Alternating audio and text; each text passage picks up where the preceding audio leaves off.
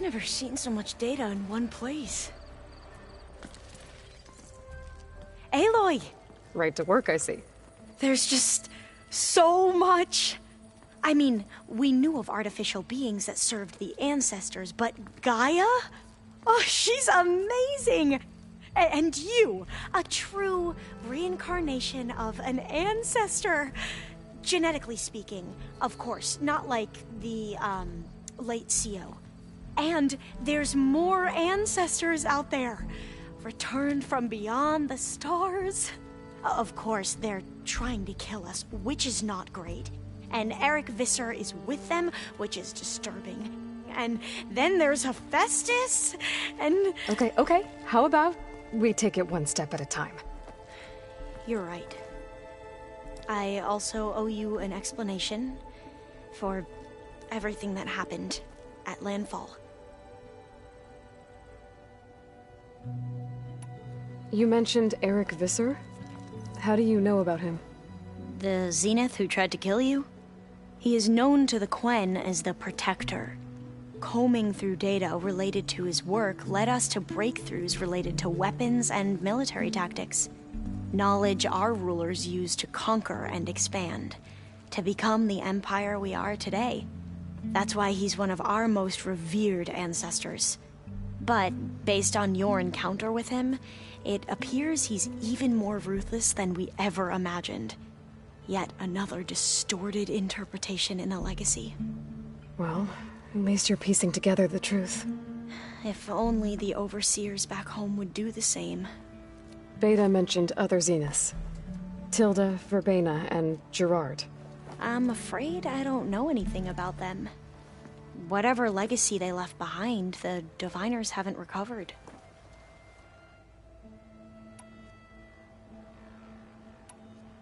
Back at the greenhouse, you spoke of knowledge forbidden to your people. Diviners are meant to seek out the truth in the legacy, and many Imperials sponsor them in the hopes they'll find something the Empire can put to use, thus gaining favor with the Emperor. But the Board of Overseers claims certain truths are detrimental to the stability of the Empire, like discovering one of our revered ancestors ended the world. That is why Diviners are only allowed to access segments of the legacy. Only Overseers can view it all. It ensures that any heretical data can be contained and retrieved before it can spread. What happens to Diviners who break the rules? I never had the courage to ask. You mentioned the reason you came here was to help your family. Your sister... Her name is Alika. Our parents are commoners. Peasants, really. When I passed the divination exams, they were so proud. It brought honor to our family and increased rations. Only Alika begged me not to leave for the research academy. Why? What happens there? Alika knew that once you enter, you're not allowed to leave or see anyone, not even your family. Unless you can get special permission and an escort by an overseer. Sounds harsh. Like the focuses we keep, Diviners are few in number, and the Empire is, well, fearful that outsiders will try to steal our knowledge. Last time I was allowed to see my family was just before our voyage here. Because of my position, I was able to get them refuge from the floods within the capital. But if our crops don't recover soon, they'll starve to death along with everyone else. I promise I'll do my best to make sure it doesn't come to that.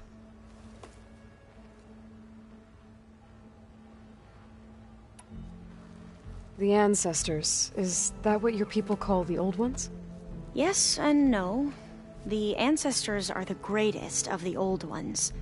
Those whose legacy taught us agriculture, medicine, warfare, leadership, and patronage of the science and arts.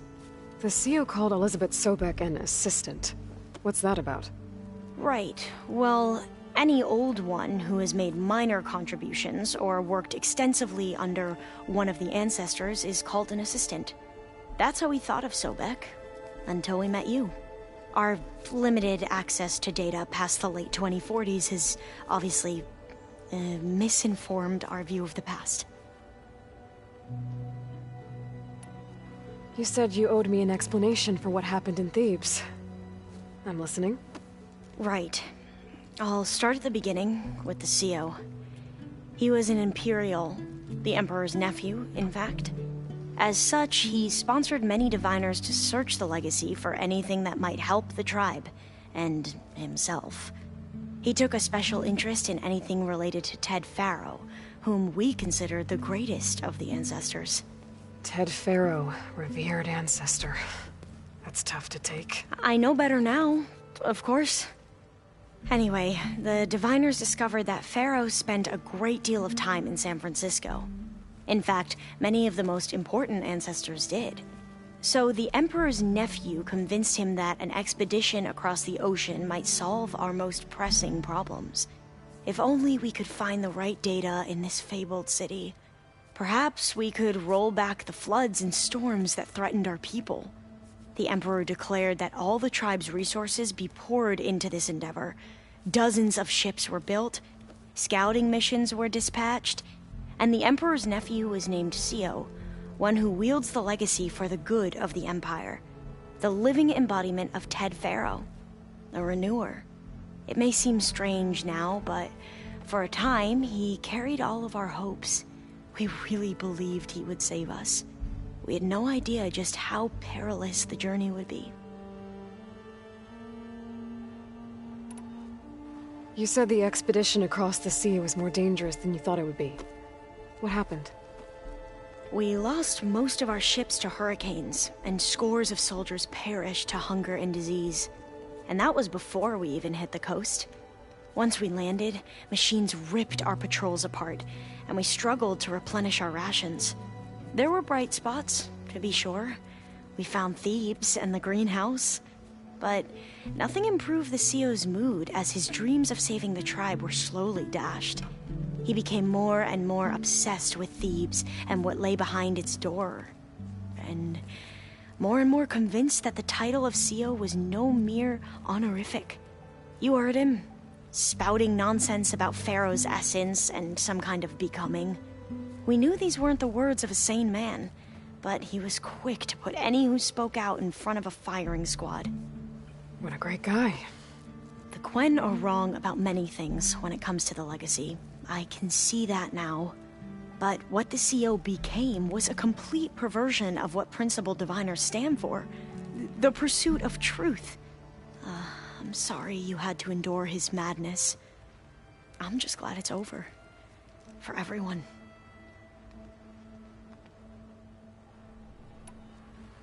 So, Bohai, your overseer. Will he run things better than CO? He won't execute people on a whim, if that's what you mean. But he's hardly a paragon of integrity. I can't tell you how many times he took credit for data in the legacy that I uncovered. The best thing I can say about him is that he can be trusted to always do what's best for him. Yep, sounds about right.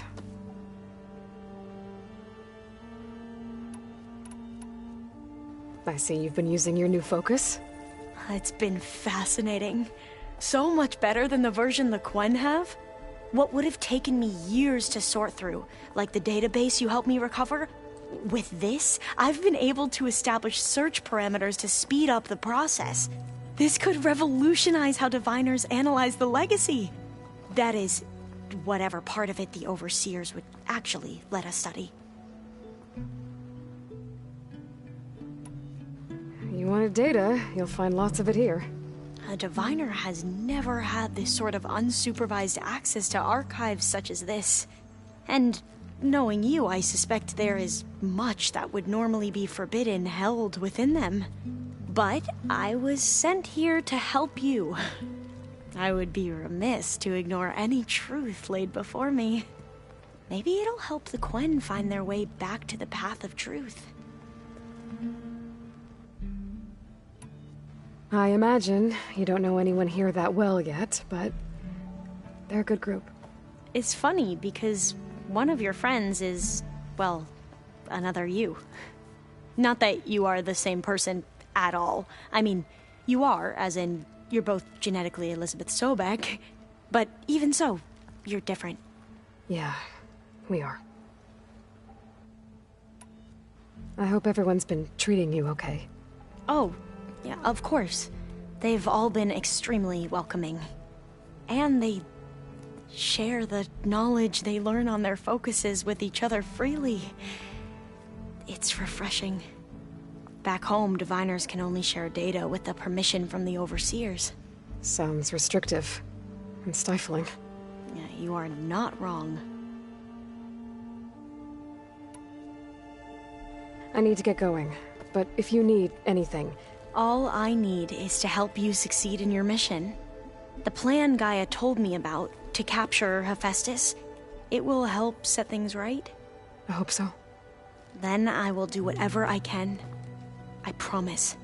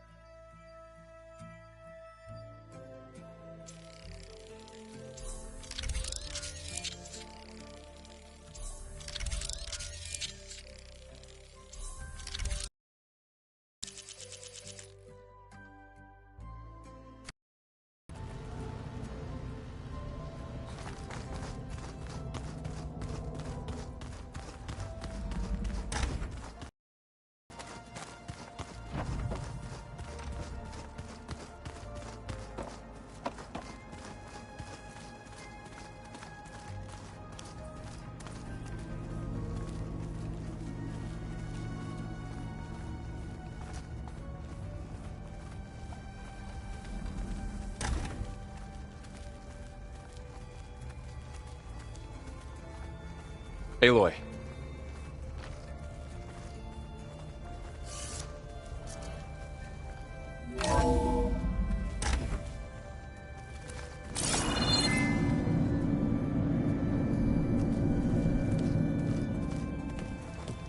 I tried, but it's impossible. I don't think anything will convince her to go. We don't have a choice. Good luck.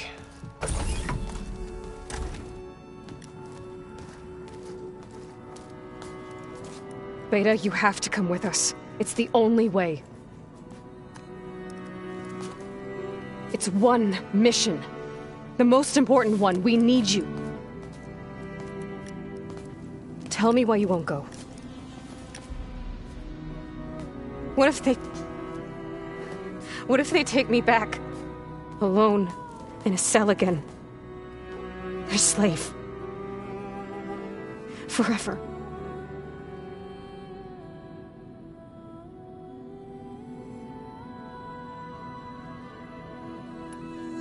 Laurel and I will be at Gemini too. I'll protect you. As soon as we get Hephaestus, we'll come straight back here. The Zeniths aren't going to find us. You don't have to be afraid. No! You can't protect me. Nothing can protect me from them. I told you from the beginning we'll never beat them. It's hopeless. Beta. Leave me alone! You don't understand!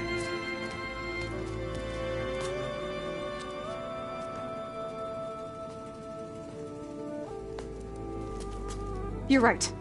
I don't understand. We have the same genes, the same mind, the same heart. So why can't you find the strength to do what has to be done? Like Elizabeth would. Don't you think I've thought about that? I don't know what piece of Elizabeth I'm missing. I don't know what you have that I don't. I look through all the data from your focus.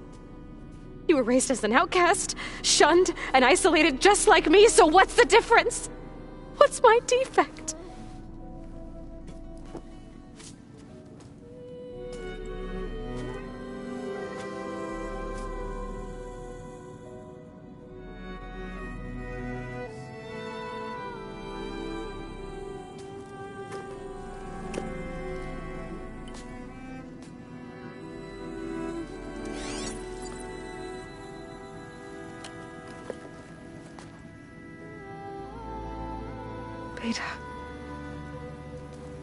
You don't have a defect.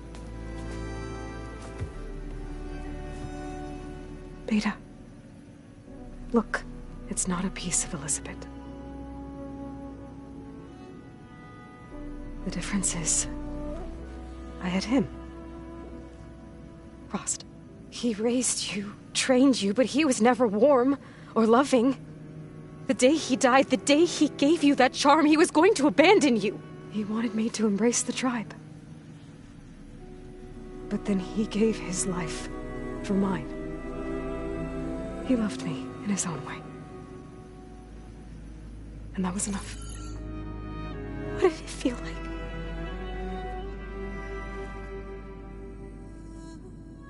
It was like having the strength that was always there. It's still there. Even now I hear him in my head when things get bad. When it looks impossible, look deeper. And then fight like you can win.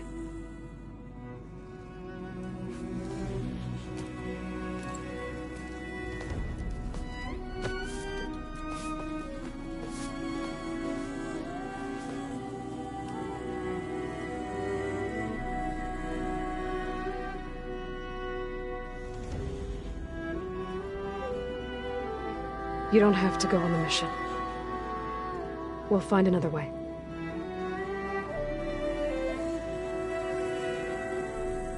I'll go. You said you'd try to protect me. I believe you.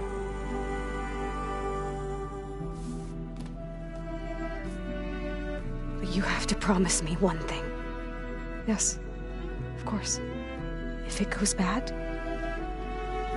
if the Zeniths find us, I don't want to be their slave again. Do you understand? Okay. Promise? I promise. I could use as much time as you can give me to study up on the merge, to make it as efficient as possible.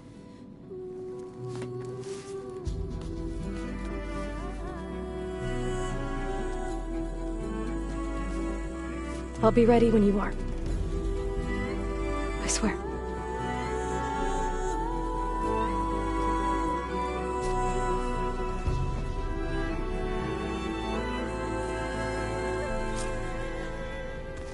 Aloy, whenever you're ready, come speak to me and I'll ask the others to make final preparations for the mission.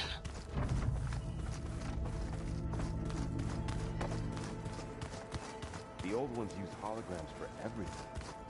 It let them experience a great many things. Holograms are illusions, though. I wonder if at some point they just couldn't tell what was real anymore. Maybe. They were intelligent, but that doesn't mean they were wise.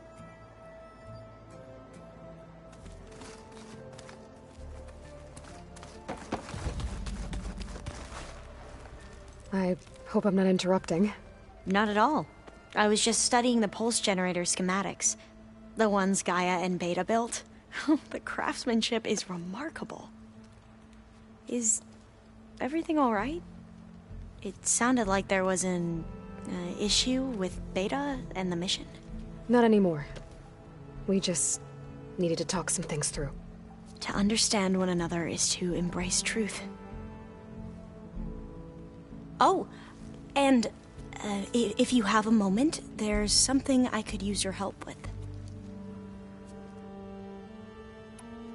You mentioned there was something you needed help with? Yes. So, as I was sifting through data from the greenhouse, I found references to an old world system back in the Great Delta. It's called Leviathan. My people discovered it decades ago. A sprawling network of river gates and a labyrinth of underground tunnels. The legacy revealed that the old ones used it to control flooding. But we've never gotten it to work. The whole thing is shut down. But the data from the greenhouse mentions the research facility where Leviathan was created. It's in San Francisco. Another Pharaoh facility? No. Leviathan was a project by Eileen Sasaki, another ancestor. So the legacy tells us, anyway. If we can acquire that data, we might be able to fix the system back in the Great Delta. Every year, my sister gets terrified when the long rains begin. With Leviathan, maybe she won't have to be. Okay. So, where in San Francisco is this facility? That's the thing. The data doesn't say where, exactly. But one of our diviners has been exploring the ruins. He might know. Would you come with me? I have a feeling that wherever this facility is, well, you're much better at fighting machines than I am. Of course. I'll let you know when I'm in landfall.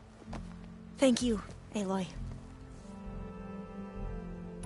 Must be strange to think that some of the ancestors your tribe reveres are still alive. And here on Earth, right now. Yeah, it is. Part of me's curious to know who else besides Eric Visser might be among them. Maybe Nikita Arand? We call her the Spark. The legacy tells us she brought unlimited energy to the old ones. Or Sung Jiao, whom we call the Healer. It is said she found new ways to extend the ancestors' lifespans. But my curiosity fades when I think of how different our view of Visser was compared to the reality that you experienced. Perhaps it is better not to know. Must be... And here... May the legacy... Oh, it is said, but our view... Any more data catch your eye? All of it? I have so much to study up on. Years, actually. I'm particularly interested in the Odyssey. We knew the ancestors had made it to the moon. In fact, we theorized some of them had settled on it. But Sirius is way farther than that. And we thought journeying across the ocean would be the feat of a lifetime. The sheer calculations needed for space travel, it's overwhelming to think about. Even so, the Quen are way ahead of other tribes when it comes to understanding this stuff. Where I grew up, everyone thought that stars were sparks that rose from a fire lit by the goddess to guide us through the night. Have you spoken with Zoe at all? A little bit, but I did hear her singing with Varl not too long ago. I don't think they noticed. Zoe seemed so free when she did it. Like every emotion she had was taking flight in song. And she looked happier because of it. I felt so dull and nervous in comparison. You should ask Zoe to teach you sometime. About Utaru music. Maybe. If you need anything before heading out to the cauldrons. You have nothing to worry about. Gaia's explained your plan in detail, as expected from such an efficient AI. I've even received some very, succinct combat advice from Kotalo. You know, in case the Zeniths show up. What kind of advice? He, told me to run. For now. We'll even the odds soon enough. I should go. Make sure you talk to Gaia if you have any questions about the pulse generators. May your path lead to truth. And, like I said, I'll let you know when I'm in landfall. We'll find the data you're after. I appreciate it.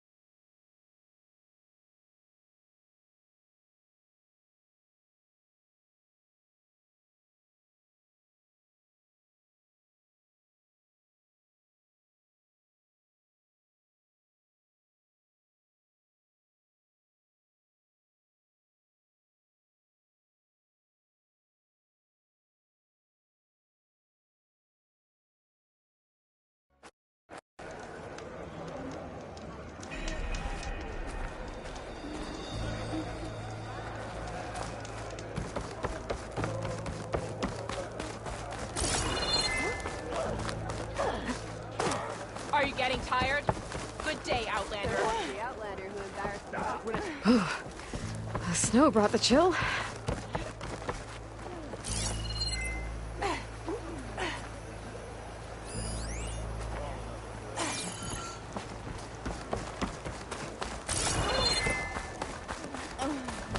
Keep your blade bright.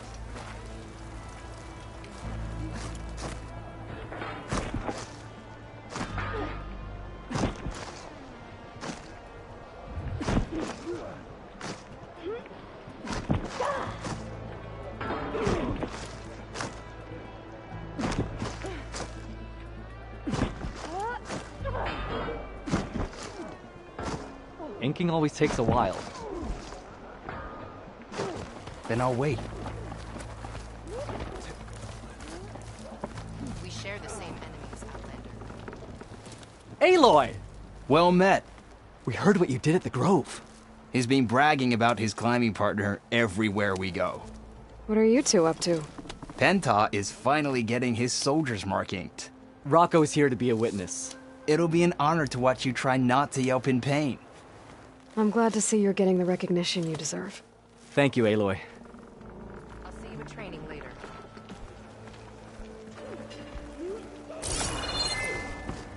Greetings, warrior.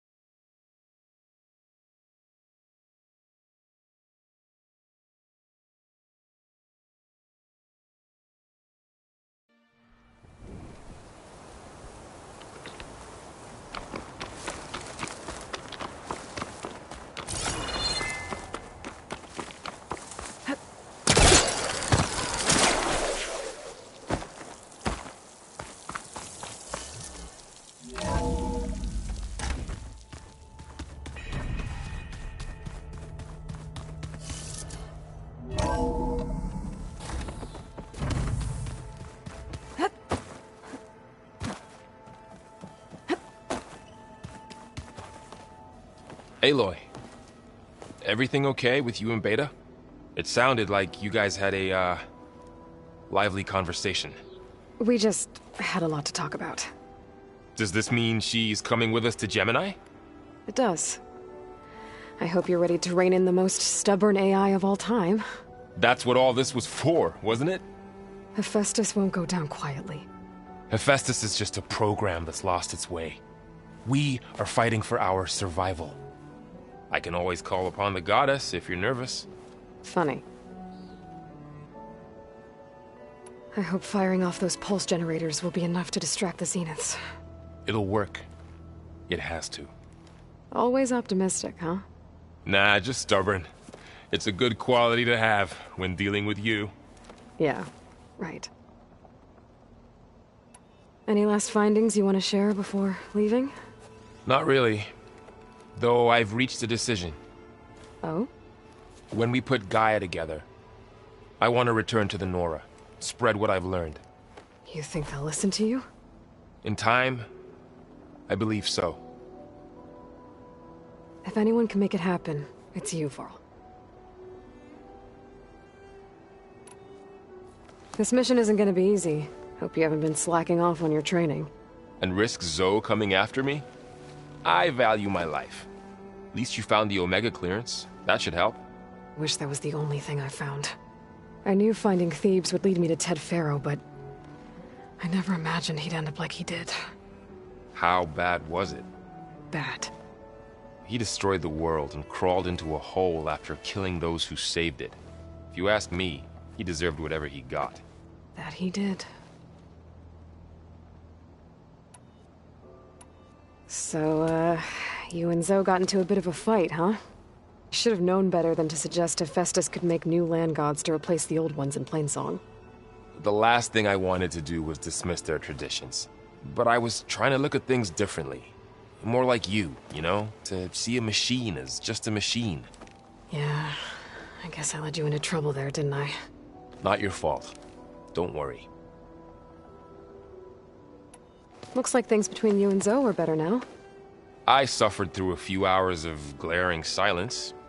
Then she seemed to move on. Sort of. How do people do this? How do I know if the next thing I say won't blow up in my face? What if an apology is not enough next time? You give her a stuffed animal? You're the worst. You know that? What makes you think I know anything about any of this? You're on your own. Abandoning me again, huh? Well, if she kills me next time, it's on you. Once Gaia is back up and running, I expect you to put all your training to good use. The seeds have been planted. All they need is a chance to bloom. What? I thought that was pretty good. Zoe liked it. I'm glad you and Zoe found each other. Don't forget, you're to blame for that. What will you and Zoe do if you go back to the Embrace? I hope she'll come with me. At least for a while. And I'll go with her to Plainsong too. She'll probably want to talk to her people about all this as well. We'll figure it out. I know you will. How does everyone seem to you? Anxious, but ready. I heard Katalo ask for Alva's help with his pulse generator. And I know he's been helping her with a few fighting techniques, just in case. I hope they aren't needed. Like I said, just in case. You feeling okay? I was just thinking about Beta and all that time spent with the Zeniths. To think someone would make a person just to lock them in a room to use when needed, like some sort of tool. Elizabeth Sobek sacrificed herself for the world, and yet they have no trouble treating Beta like a slave. Another reason we have to stop them. I'm glad you're coming with me, Varl. Sure there's no urge to run off alone in there somewhere? No more running.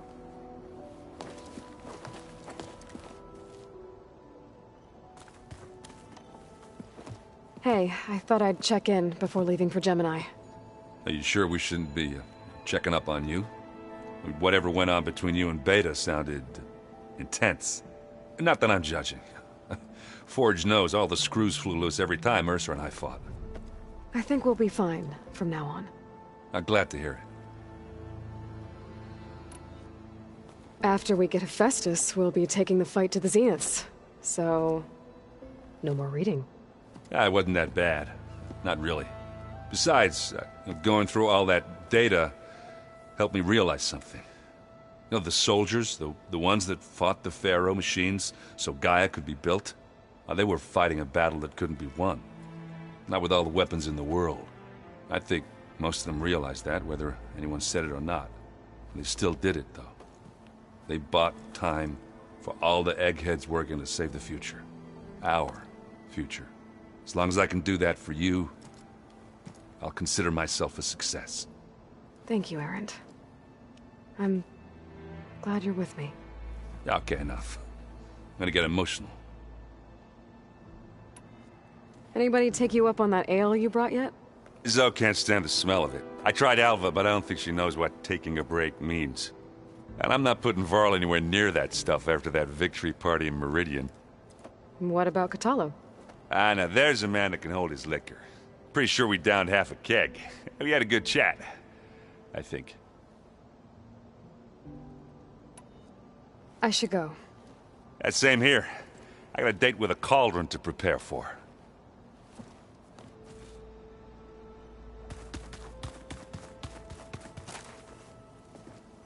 Hey, we'll be going after Hephaestus soon. You good with the plan? I've already got the location of my assigned cauldron. Good. I heard you and Beta had a talk. News travels fast. It wasn't exactly a quiet conversation. There were just things that needed to be said.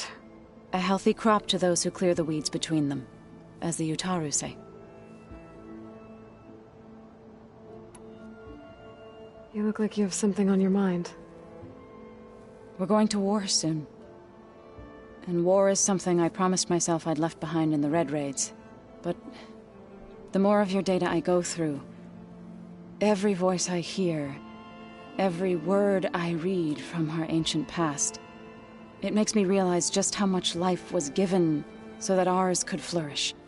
Fighting for that gift, it's our responsibility. If we fail, it was all for naught. Helps to know you're not alone. For a moment there, you sounded like Varl. I don't know what you're talking about.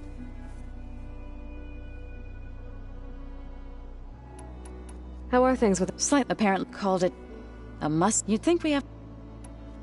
I should go. As soon as you intend to leave for Gemini... You'll hear about it.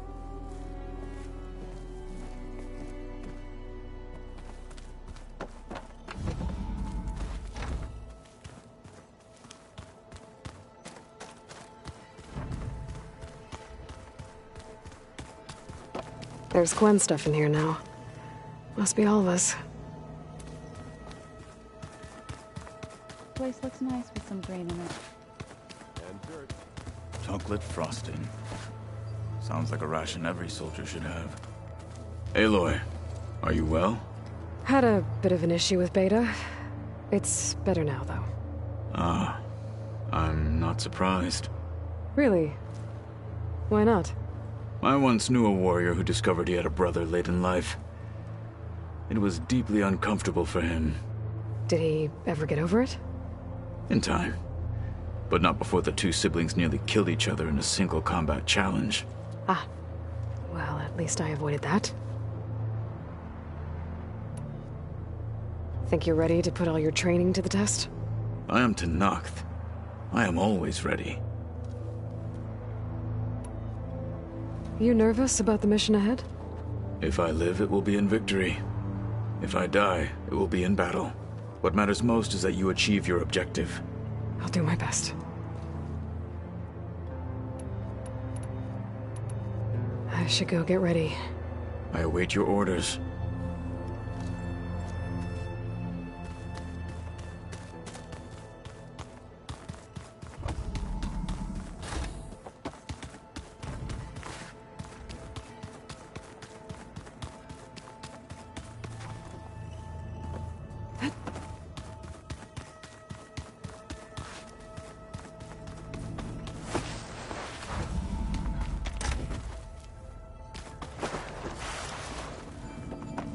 you made it back.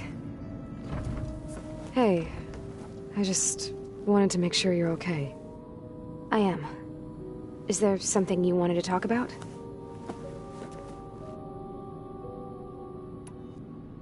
Have you had a chance to get to know everyone upstairs? Oh, a little. I haven't gone up there very often. But Varl comes down here sometimes to talk. At first I thought he only wanted to know about my productivity, but I think he actually wants to talk to me. I think he might even be a friend. Yeah, I think he is.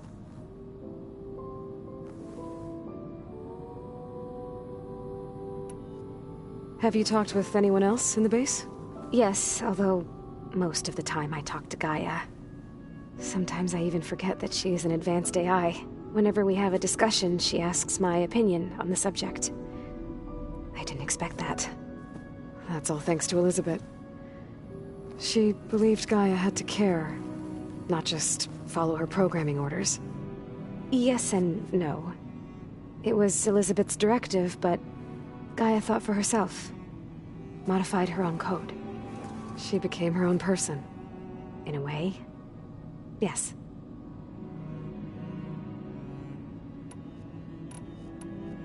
So aside from Varl and Gaia, who else have you been talking to? Zoe told me how you met, after your escape from the Hades Proving Lab. I had no idea you were severely injured. If it wasn't for Varl and Zoe, what matters is they helped me, and I recovered. Right? Right. You said you and Varl talk sometimes. What about? He told me about your tribe, the Nora, and the proving ritual you did.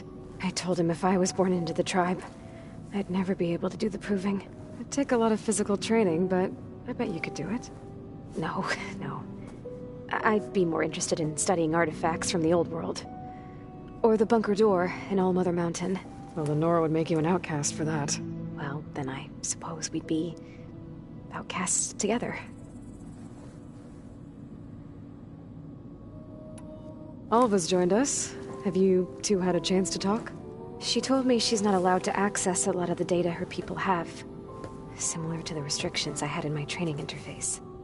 I told her that if we succeed at Gemini, then once we return, I'll help her search for more ways to help her family. Even though Gaia will fix the biosphere, it'll take time for farmlands to fully recover. So, I want to help speed things up.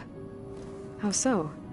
Bioengineering of more resilient plant strains, novel crop production methods, equipment upgrades. Something that might help in the short term. I'm sure she'll appreciate it. So when you talk to the others, are you calling them over the focus? No, they'll come down here to visit. Like Erend. He's funny. But loud. I wish I could show him the media portal and the data channel. I think he would like the sports hollows. There was one where two people would criticize each other before wrestling to see who was stronger. It was bizarre and violent, but I think Erend would enjoy it. Yeah, you're right. I bet he would. So how goes setting up on the merge? Guy and I have added a function that will display a holographic interface to visualize the data stream from Hephaestus. It should make expunging its malicious code a little more efficient. That's great. Whatever we can do to cut down the merge time is going to increase our chance of success. Good work. I'll continue to search for other ways to speed up the process. But whenever you're ready, I am too. Talk to you later, Beta. Bye, Aloy.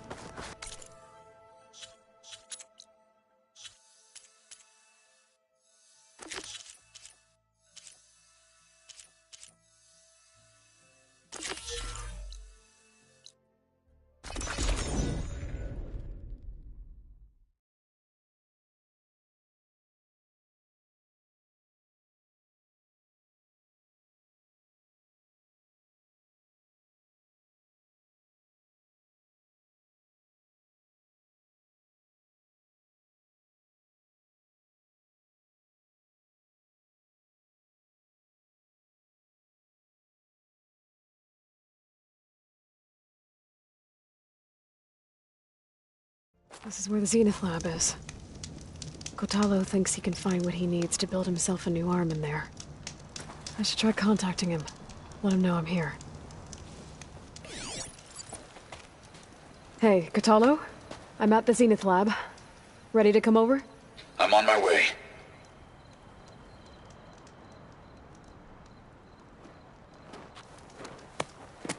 Aloy, I appreciate you meeting me here.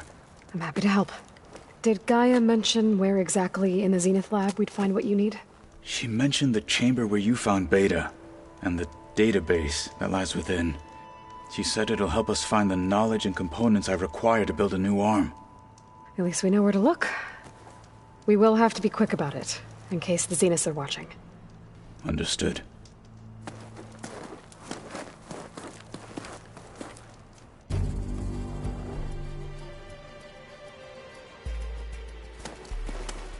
The lab's up this way.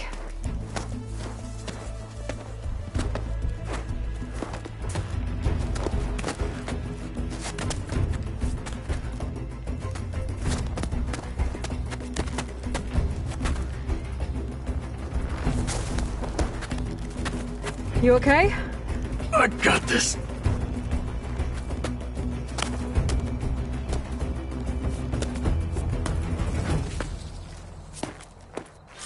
Machines. They're scrapping the specters for parts. Machines Should we dispose of them? Or we can sneak past them. Your choice.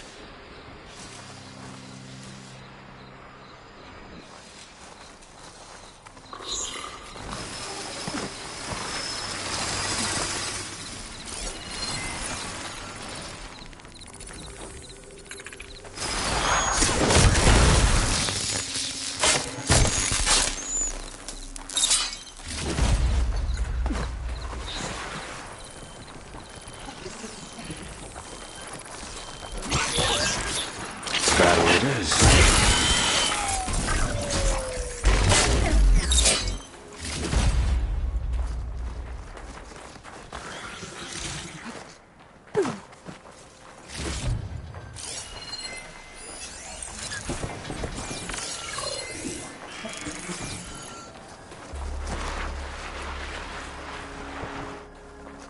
I can refill my pouch with these later.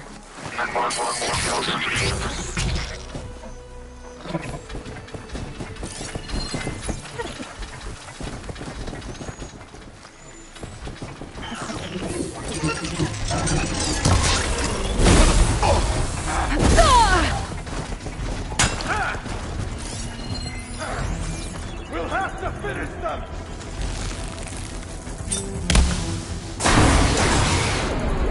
It's corroding!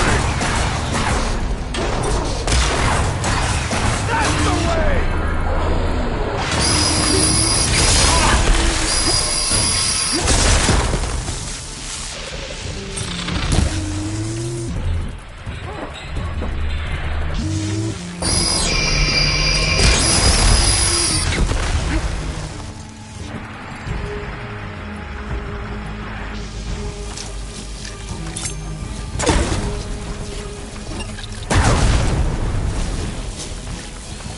Entrance to the lab is by that tunnel.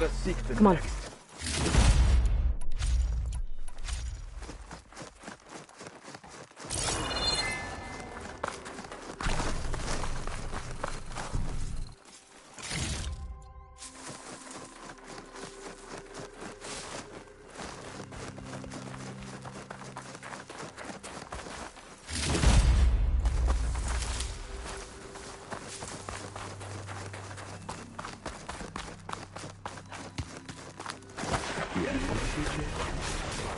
Hard to believe, but yeah.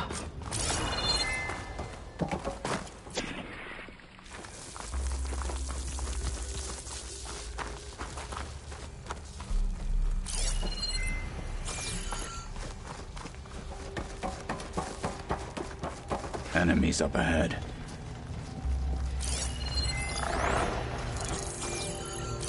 Legends must be spitting out hunter-killers too.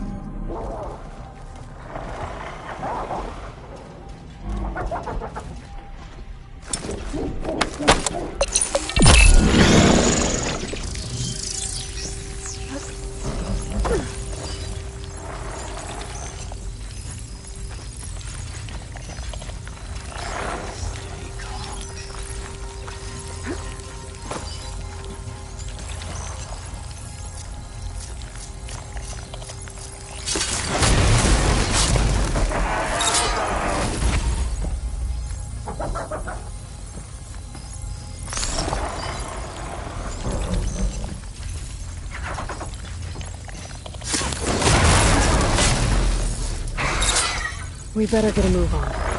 The room we found Beta in is up ahead. Lead the way.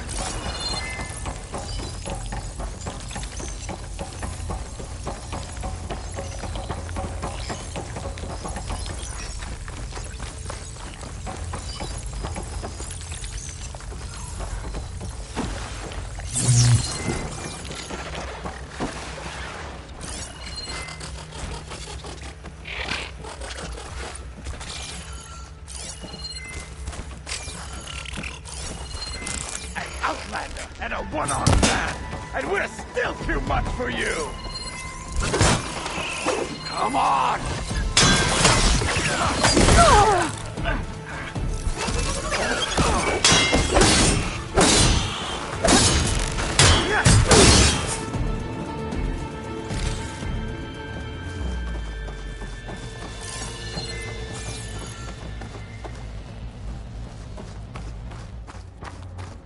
Is that it down there? Yep, we better make our way down there. We're here. Now we just need to find a way to access the database Guy was talking about.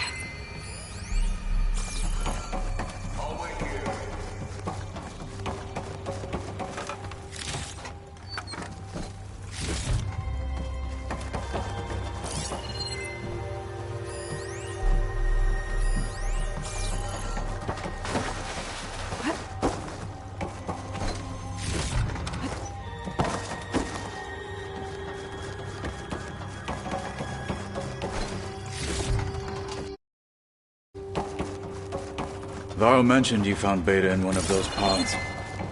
I would hate to be locked up inside such a thing. Barely room to breathe.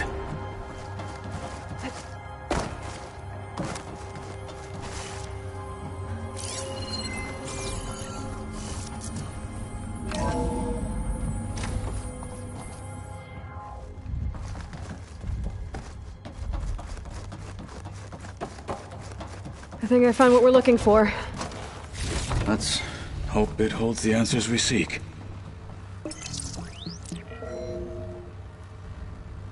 I'll download the database to your Focus, so you can search through it later. What about the components? They should be somewhere on the... Spectres! Let's teach them respect!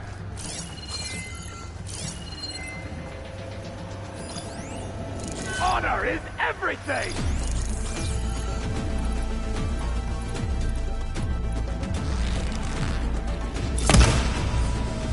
You fight like a thunderjaw!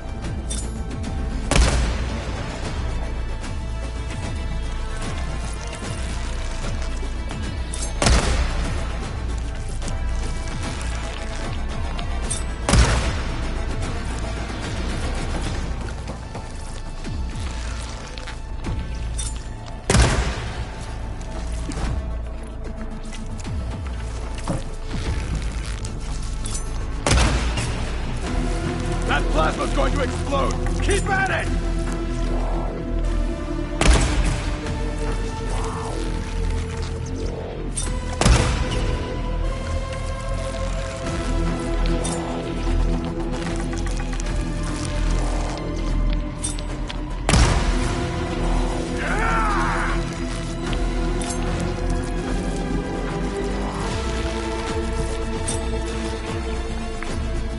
You're not the only one with skill!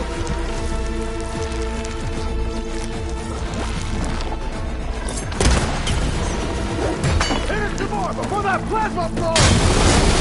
Still fighting!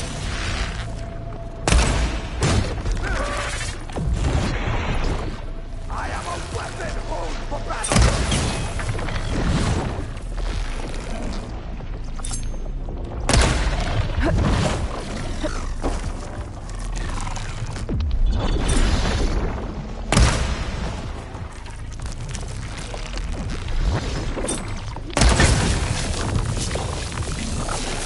Won't give up!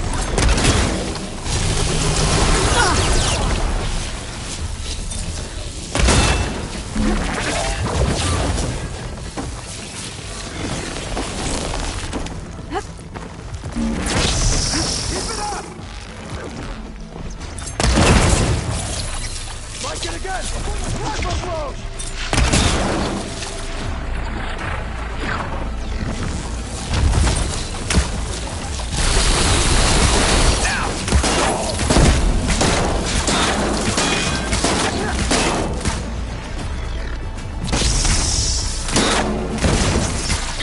I'm not letting this one go!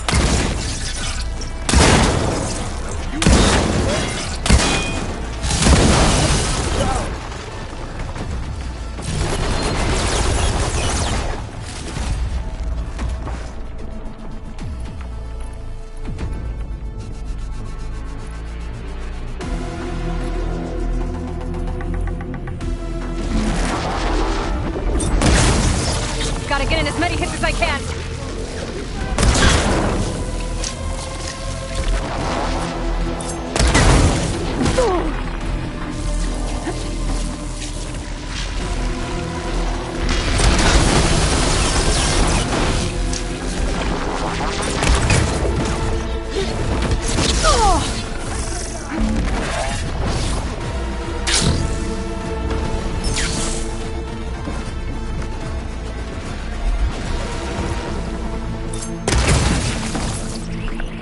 Hit it some more before that plasma blows! And again!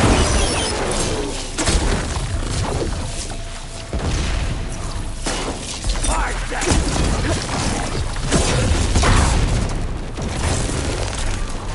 The Zeniths might send reinforcements. We need to finish up and get out of here. The components should be somewhere on the second floor. I'm right behind you.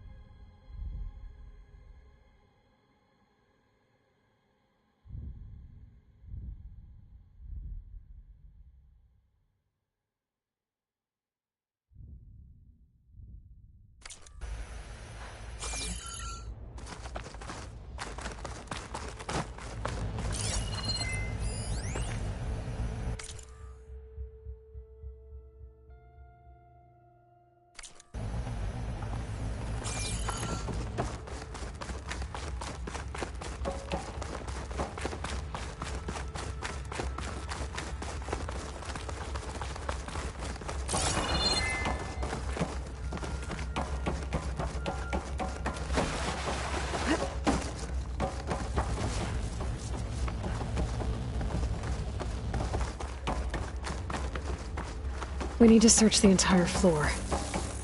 I'll keep a lookout. Don't want any more surprises. Good idea.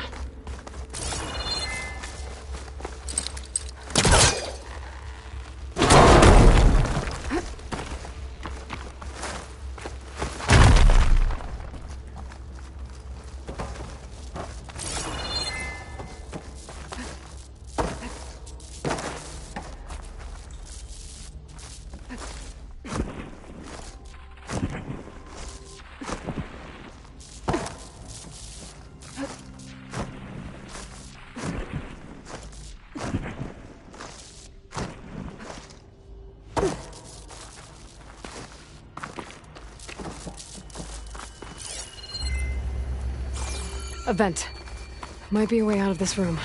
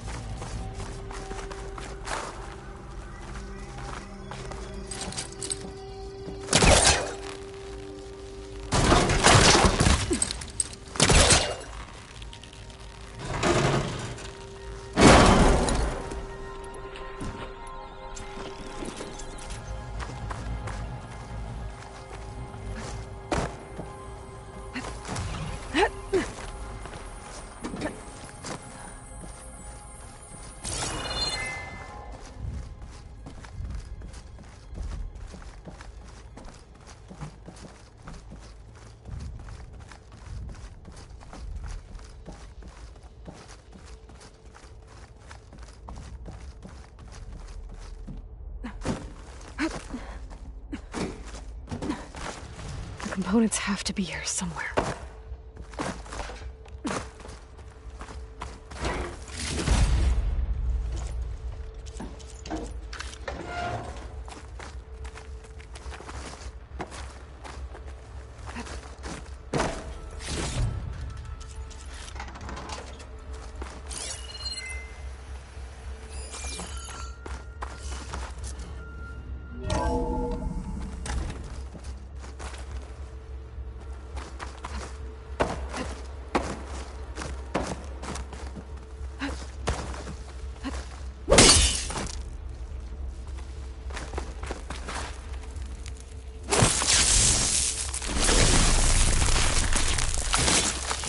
There on my spear should do the trick.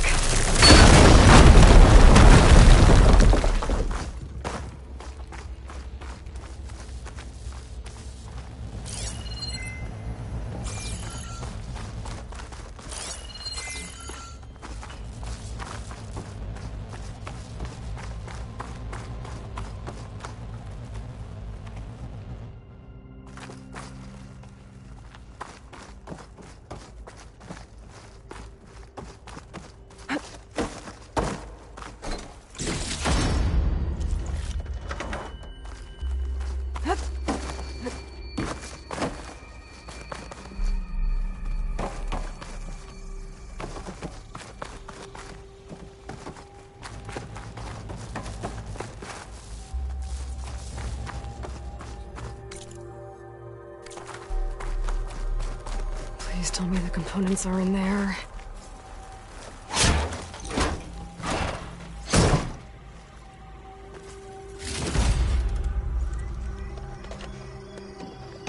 Gotcha. I should go back and give these to Kotalo.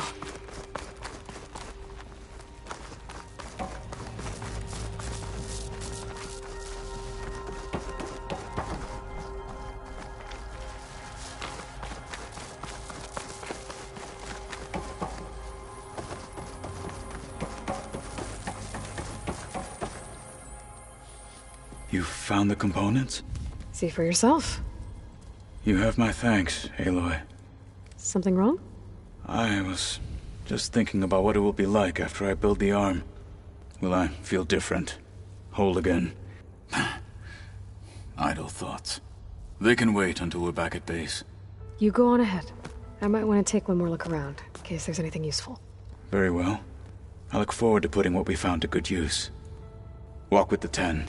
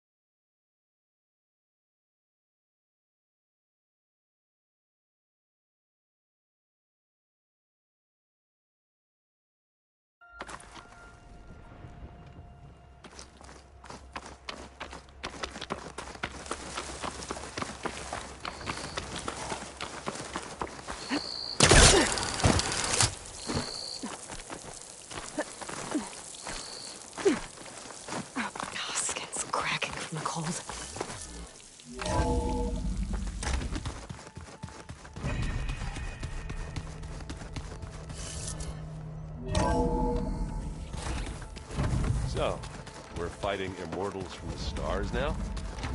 Looks like it. What's next? Wizards from the moon?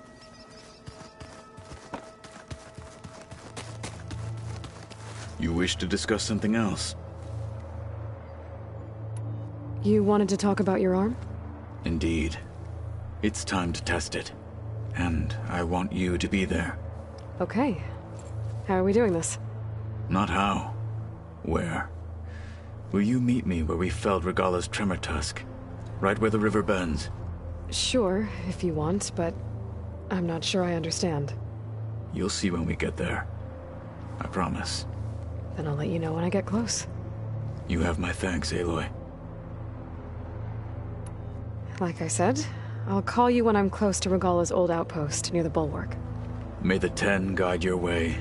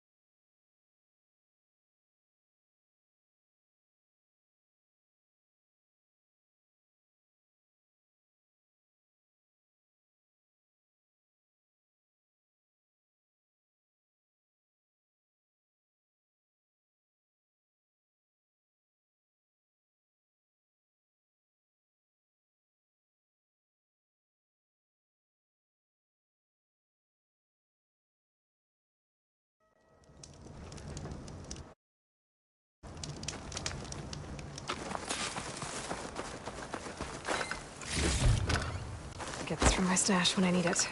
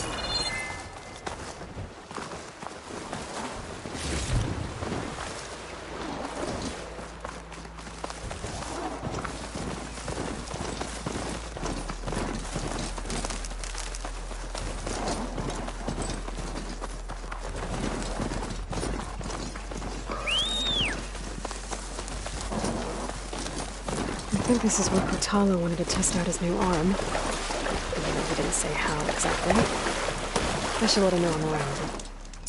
Hey, Kotalo. I'm by the Tremor Tusk site, where we agreed to meet. Want to test that new arm of yours? I'll be there shortly.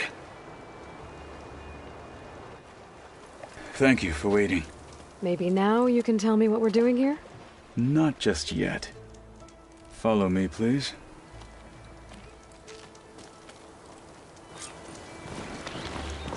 Someone's being awfully mysterious. You took your sweet time telling me what you wanted to do to the bulwark. Consider this my revenge. Fair enough.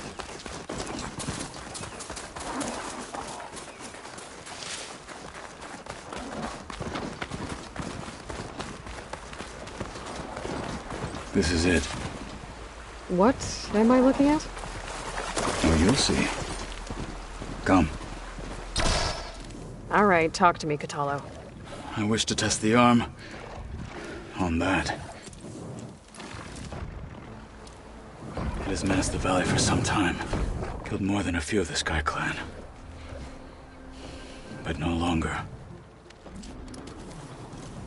I'm honored to help.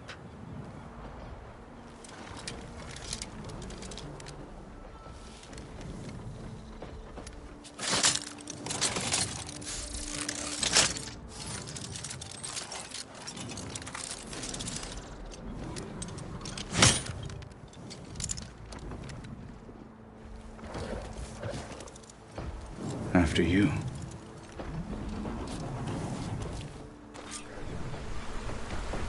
Let's see how this thing likes the taste of metal.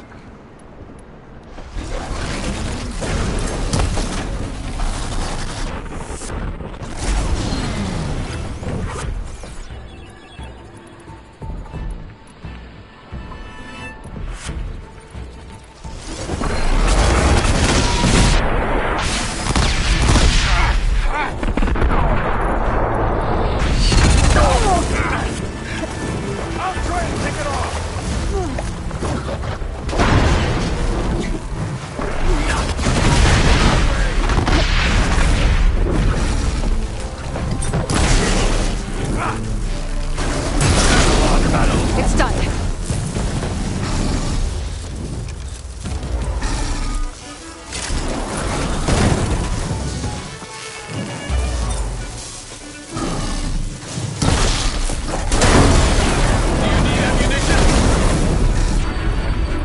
Hit it, Outlander!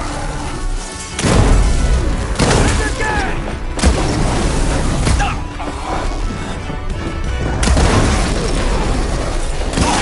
No one is climbing that mountain. Not even me. Just one for me. Never happened to Felica.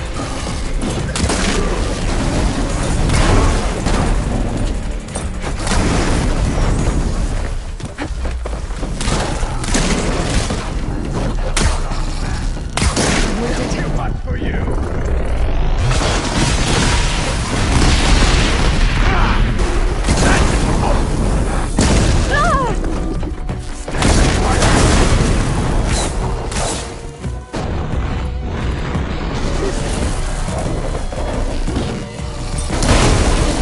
Hit it there again! Now! You won't kill me today! You should respect the Outlander.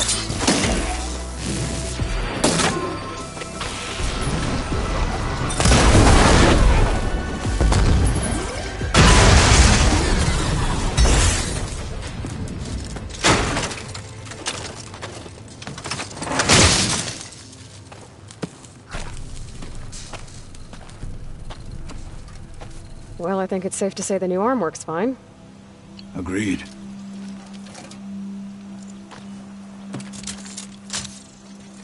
Then why are you taking it off?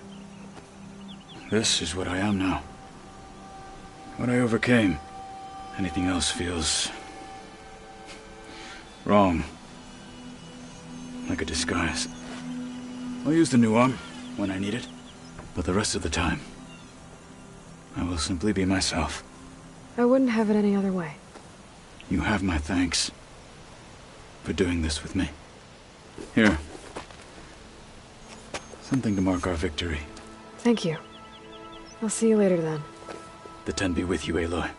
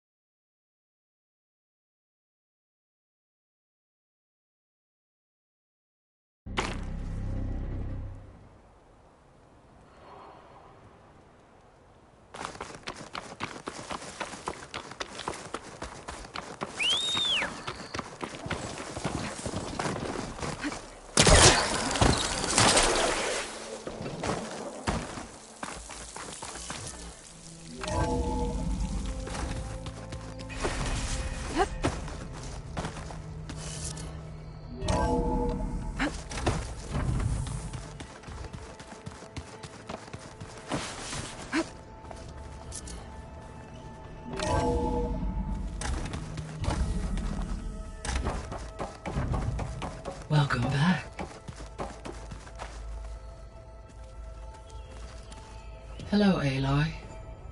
Hey, Gaia. So, me and Beta, I guess you heard what happened. Yes. I am continuously impressed by the complexity of human relationships. Despite the unpleasant circumstances that led to your quarrel, I am pleased to see you have both found an agreeable resolution.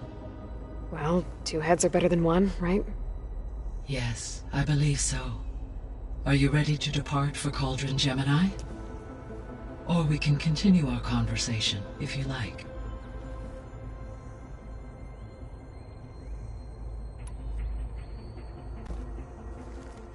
Okay, people. It's time to head out.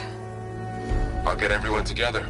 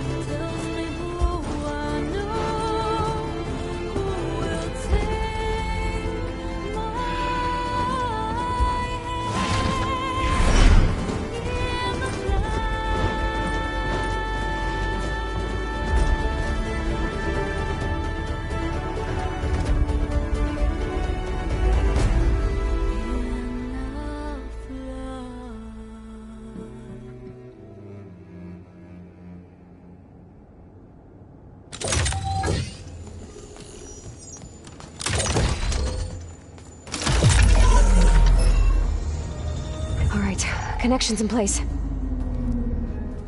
Booting up. Beta, Aloy. I am fully installed on this core and ready to connect to the Cauldron network. It's good to hear your voice.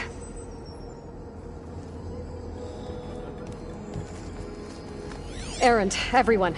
Fire your pulses and sound off. I'm at my cauldron. This thingy, it's blinking.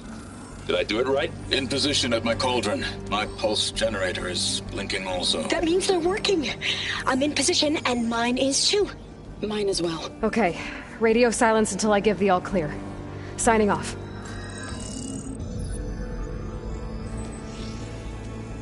Gaia, let's cage the beast. Connecting to the Cauldron network now. Elizabeth Sobek, Alpha Prime, activating Omega clearance.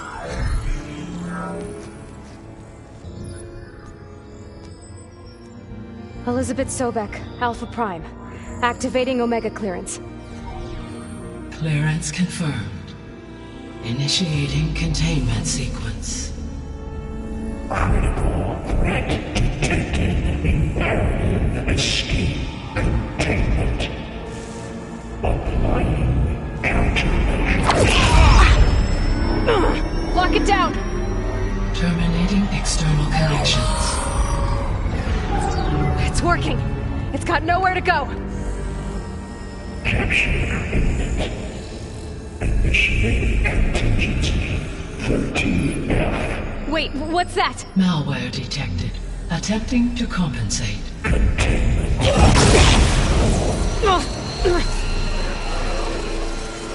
It's cracked. Look! Activating. Engaging. Autonomous defenses. Directive. Neutralize. That means machines are on their way.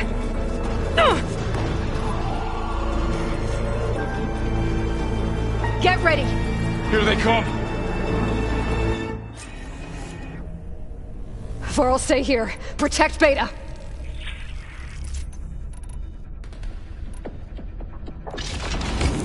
Got it. Be careful.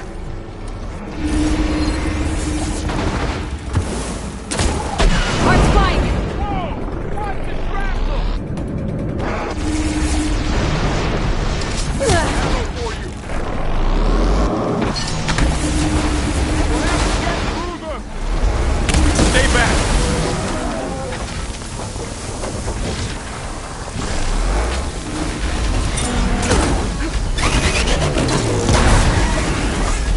Get back!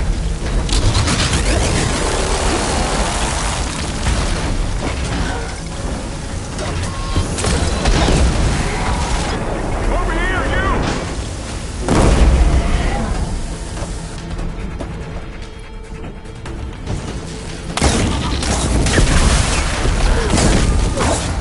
Aloy!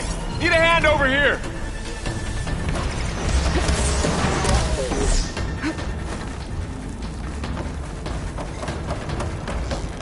Draw it away from Beta!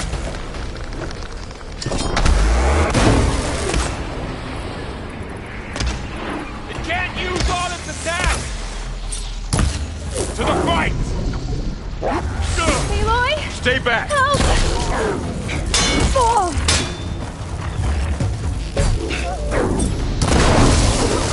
Got the weak point!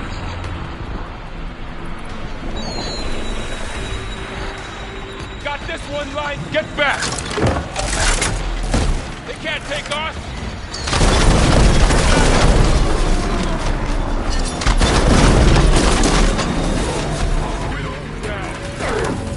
Over here, you!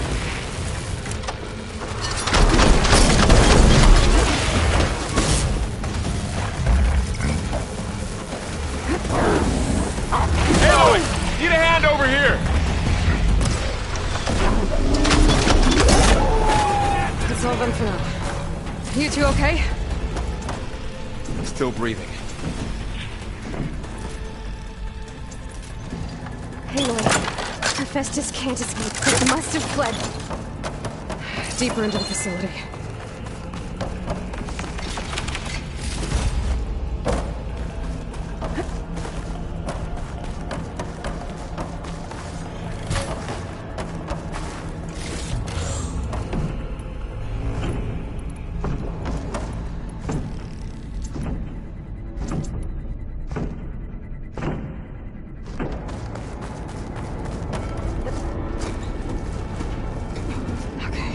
Chase after Hephaestus. Force it out of wherever it's hiding. Make it retreat to the core.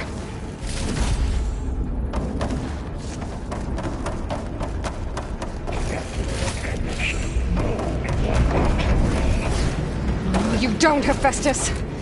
I'll find another way over.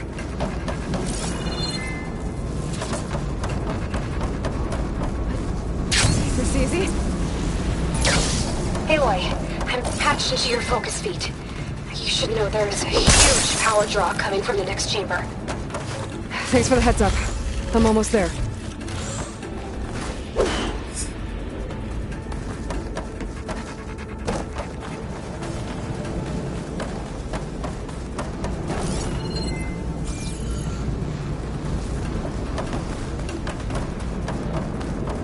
It's some kind of production chamber.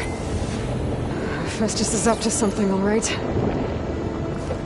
What kind of machine is it trying to build?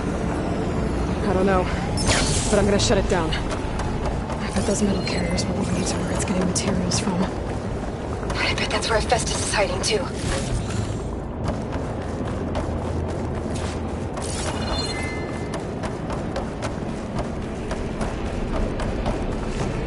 gotta find where Hephaestus is hiding. Looks like there are a couple of ways I could go.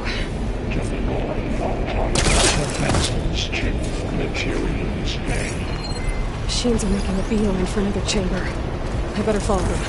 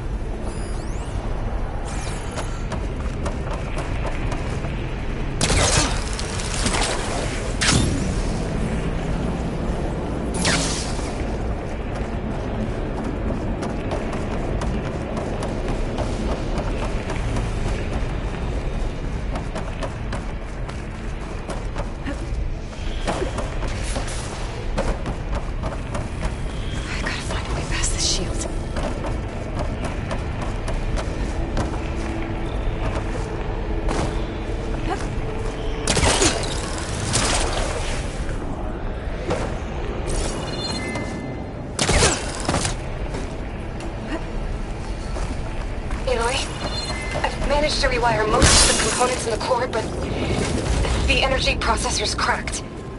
Without a way to fabricate another, there's no way I can fix it. Okay, let me think. What if you bypass the processor? Connect it to... The power node. I think that could work. I think it could. How to drive it past this?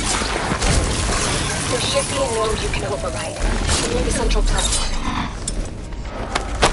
Thanks. I should deal with these machines first.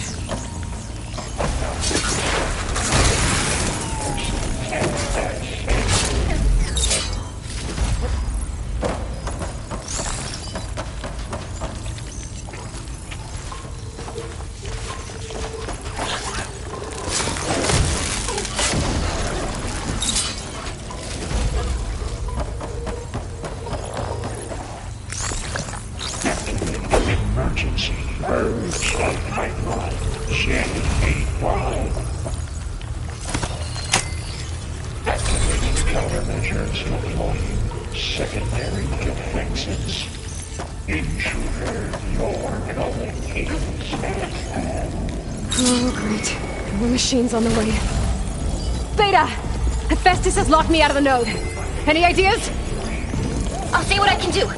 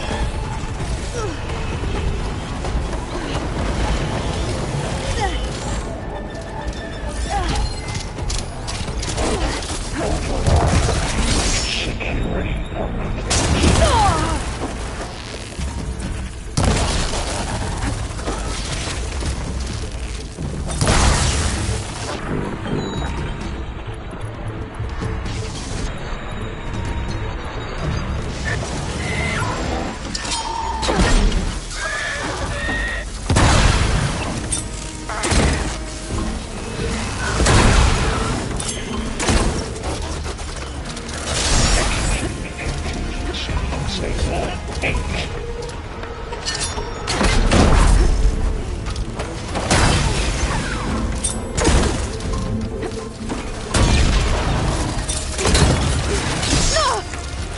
got them all.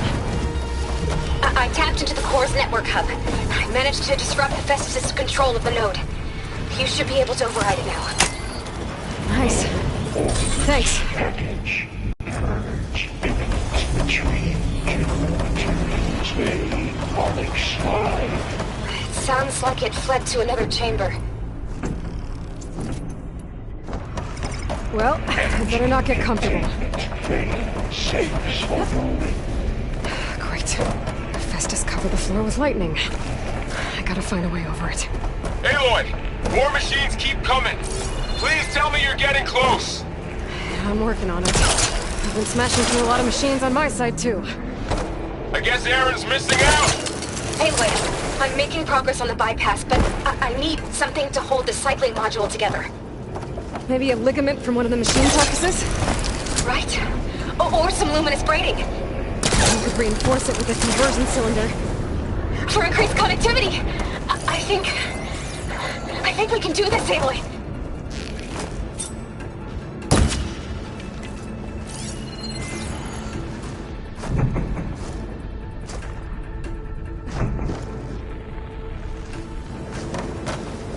I should be able to catch a ride on one of those metal carriers.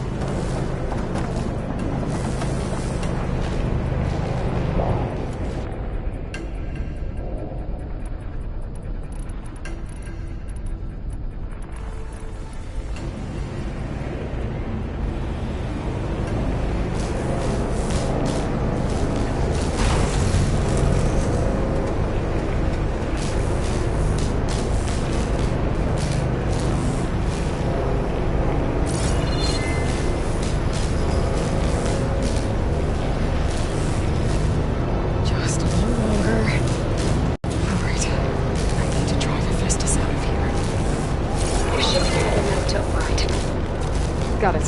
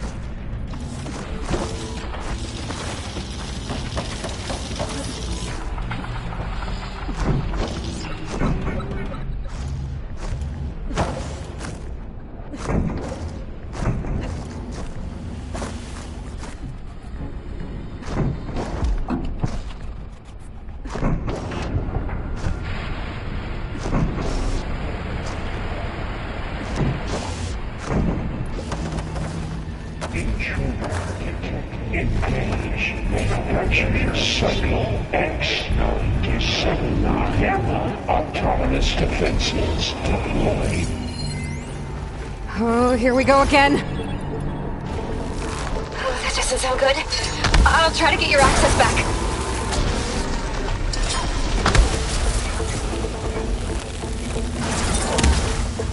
About that!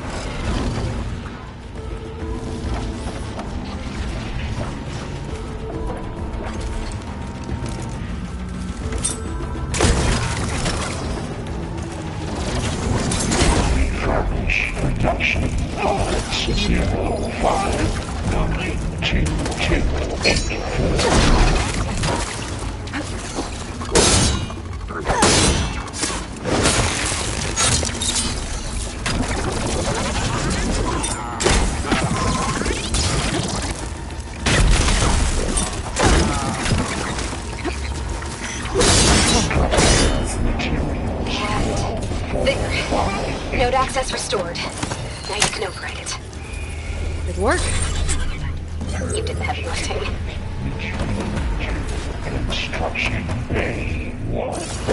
Okay. Festus is running out of places to hide. Aloy? I just registered a huge energy surge back in the production chamber. Something big is happening. Here too. Everything's glowing. Machine that Festus was building. It must have finished it. Powerful, whatever it is. I'm almost done with the core repairs. Should we come to you? Maybe I could distract the machine if... No, Beta. Just stay where you are, okay? Handling the machine's my job. Okay. Be safe.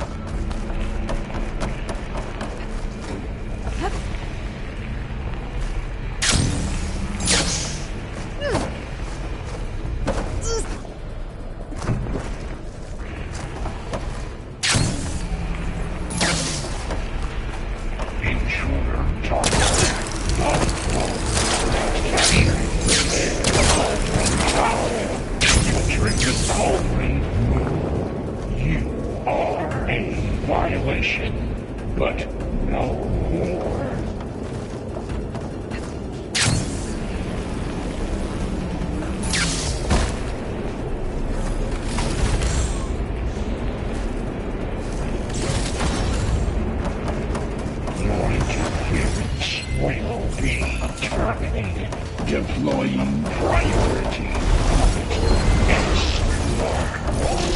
I should scan it first. Those things on its legs are glowing. I think it's charging up.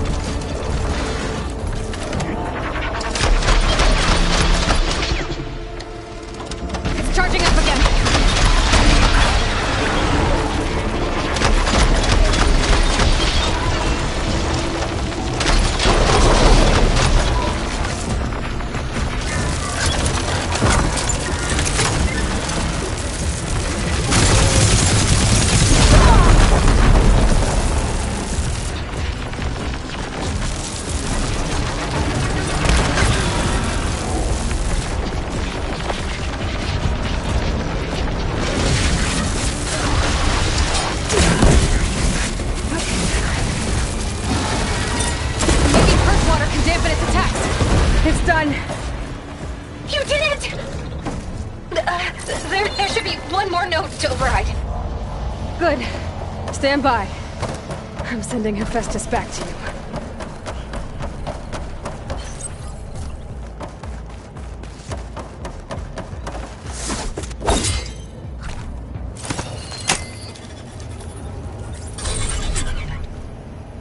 No more hiding, Hephaestus!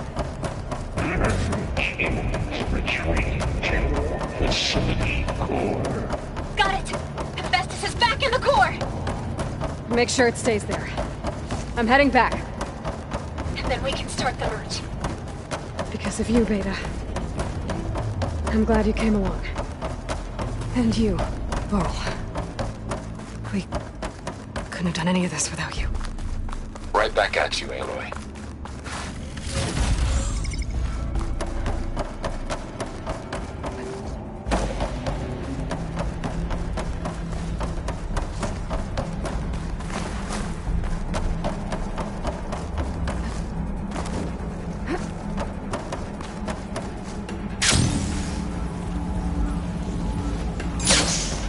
Aloy, the bypass is done.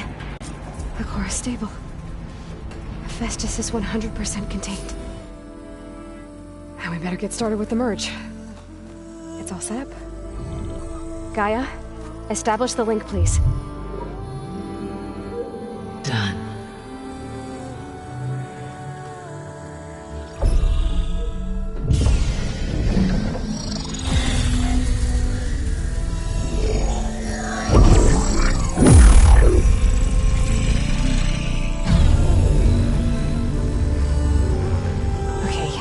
To complete the merge, we need to excise Hephaestus' malicious code. Carefully.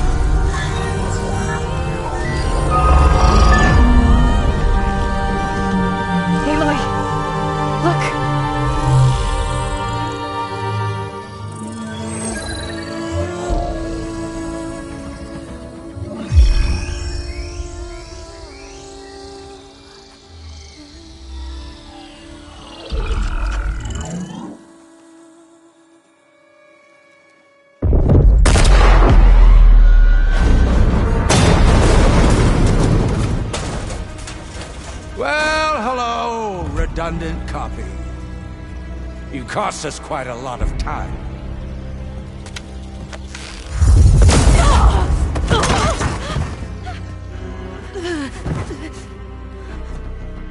Eric, get Beta.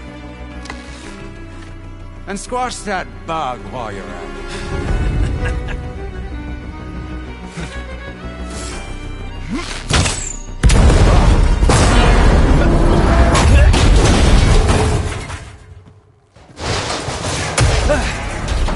Ooh! Get behind me.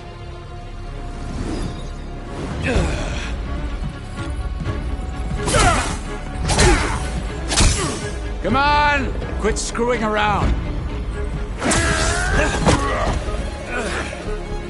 Now we're having fun, right?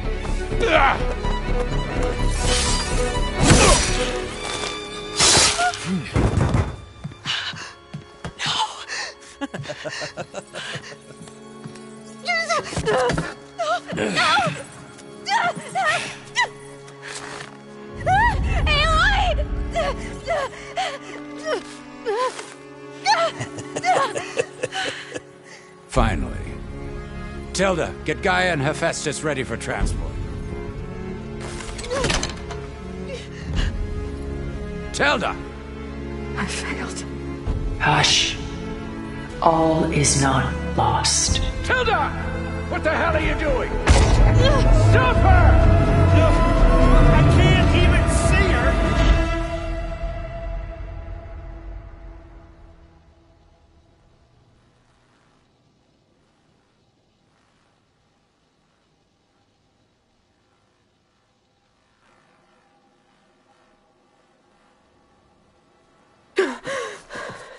Beta.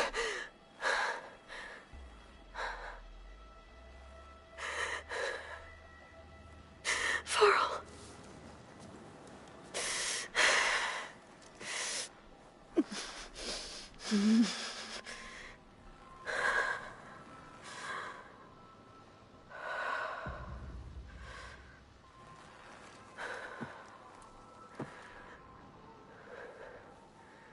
Where am I? Ah, you're awake. You took quite a hit when Gerard attacked you. I imagine you must still be in a great deal of pain. I can assure you that we are safe. The others can't detect us here. You mean the other Zeniths? You must be Tilda. I wasn't sure if Beta would have told you about me. Where is she? Alive. And while she isn't where she wants to be, not in urgent danger. We must discuss how to get her back, of course, after you've shaken off the cobwebs. When you're ready, take the stairs down the hall and come see me. In the meantime, I'll make breakfast. Breakfast? Okay.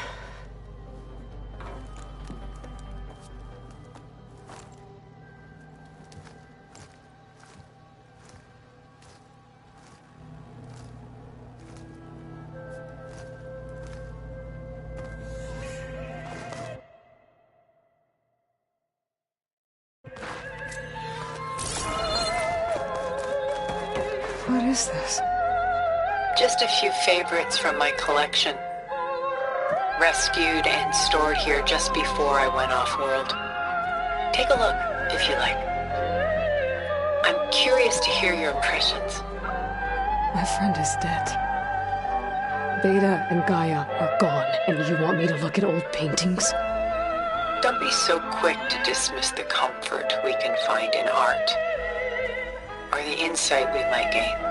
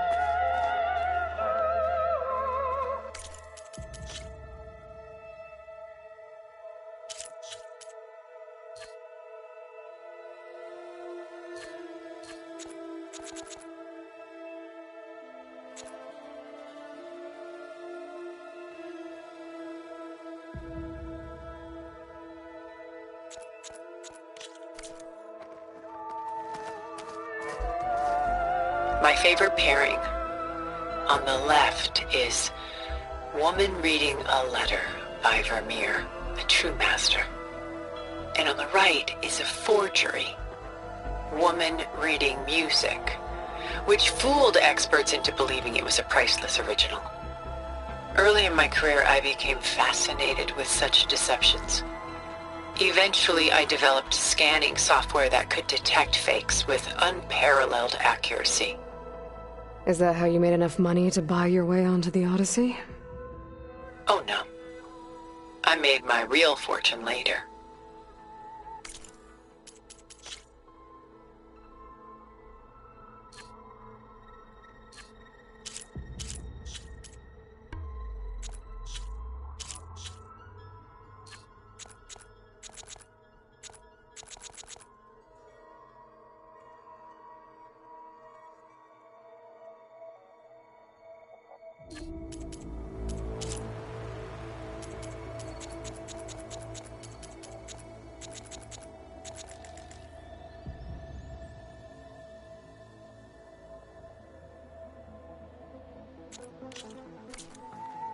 Why do you keep the forgery? I've always enjoyed studying the two side by side. Both painters capture light, color, and perspective. But what makes one a masterpiece and the other simply an imitation? The forgery looks... sharper? Good eye. The details are crisp. The contrast bold. It tells us more, and yet we feel less. What's in the letter? Who can say? What does the painting tell you? She's... concerned. Whatever's written in the letter troubles her. A burden she can't put down. Fascinating. Why go through so much effort to make a fake masterpiece? The forger initially painted under his own name, but found little success. His work was considered unremarkable. But when he took on the guise of Vermeer, suddenly it was celebrated as extraordinary. But it was a lie. And he knew it. Sometimes we struggle to glean what is real and imagined, even within ourselves. The irony of these two is that Vermeer died in obscurity.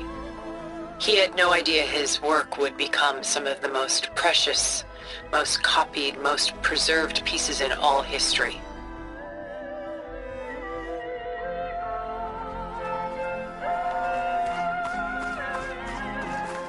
Selene and Endymion. She's the goddess of the moon, whereas he's a simple shepherd. Beside her is the god of love, Cupid. So she's...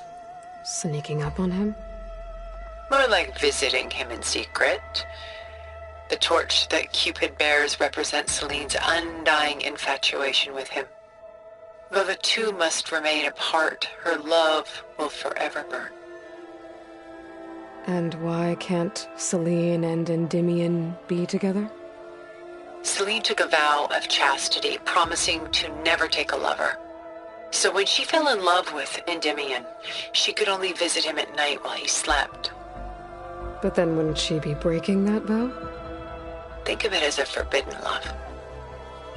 Though circumstance keeps them apart, still they find a way to come together, however briefly. Aren't Selene and Endymion cold? Perhaps we should move on to another piece. Shall we move on?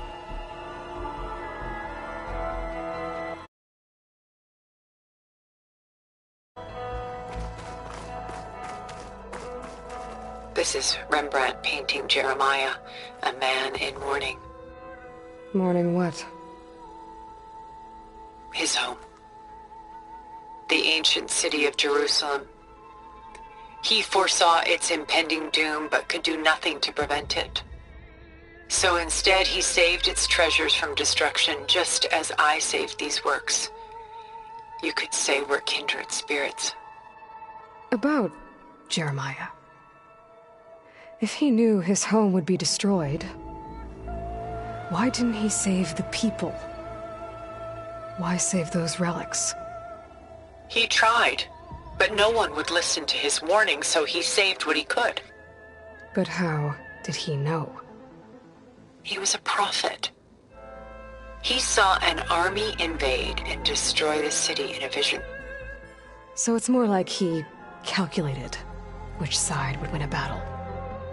What matters is that he was right in the end. If not for him, all those wonders would have been lost forever. At least this way, some part of his world survived. You know what I like the most about this piece? Even though he's the sole survivor, his home in ruins, left with only the remnants of his world. The light keeps the shadows at bay. There's still hope. Precisely. Take as long as you like.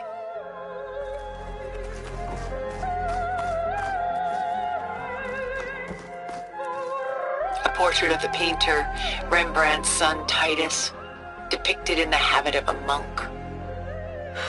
I don't get it. Why would someone like you, with infinite resources, care about this painting of... A boy in a hood. It's not the image itself, but the feeling it conveys. The face is bright and defined, but his eyes are downcast, heavy with misfortune.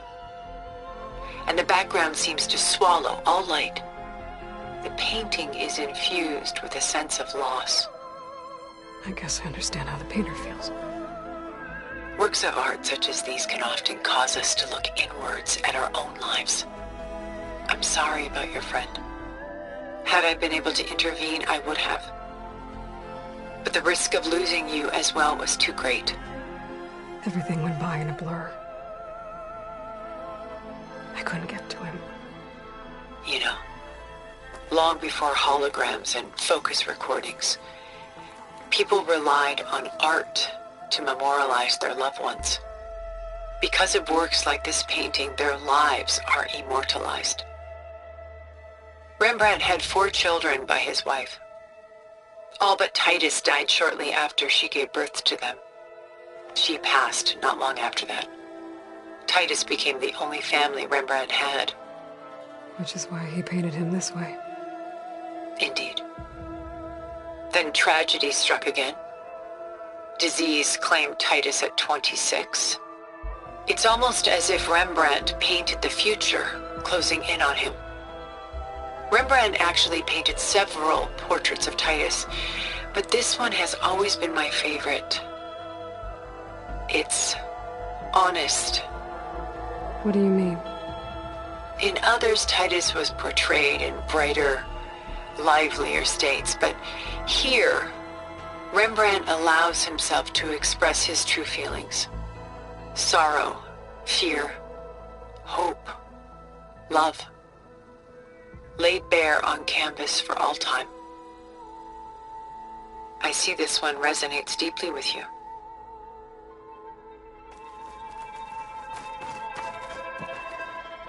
Rembrandt's The Night Watch, by far the most famous painting my homeland ever produced. It was commissioned to honor a militia made up of influential citizens. I guess you must have been an influential citizen. In my day. But not as influential as you've been in this new world. The militia. They look disorganized. Where others painted such scenes in a stiff and stationary manner, Rembrandt chose to show them in action, preparing to march. He wanted them to feel alive. You can almost hear the commotion. Who's the girl in the painting? She's a strange one, isn't she? Bathed in light, though no one is paying attention to her. Many believe she's a symbol of the militia. A physical manifestation of their spirit, if you will. She's not real? What's real in a painting? She's meant to represent the militia's virtue and victory. But I like to think they underestimate her. She looks as if she's seen something. What does she know? What secrets does she keep? There's so much detail to take in, isn't there?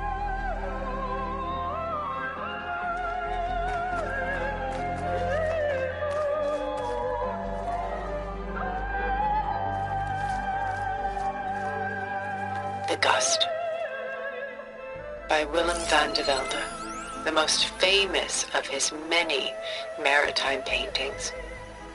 A ship crossing into the unknown. I guess you're familiar with that.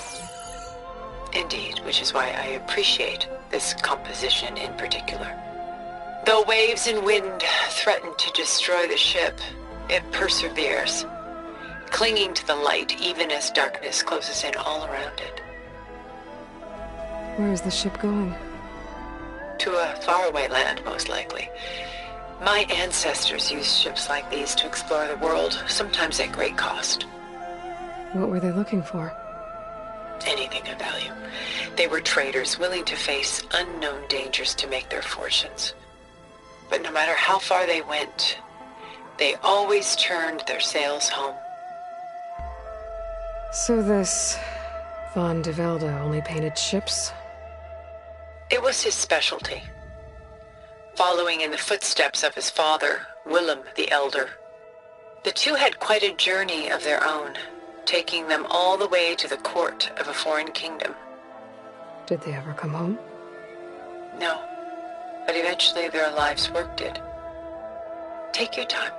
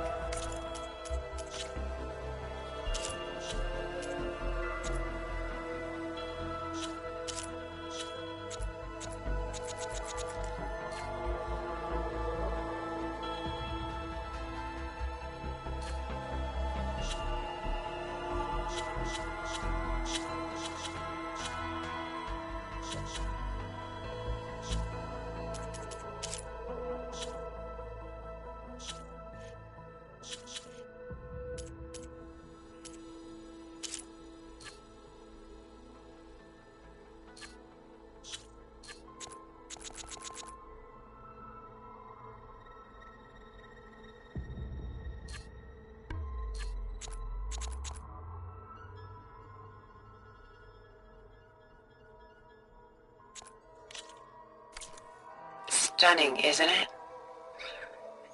Paintings weren't the only masterpieces of my people's golden age.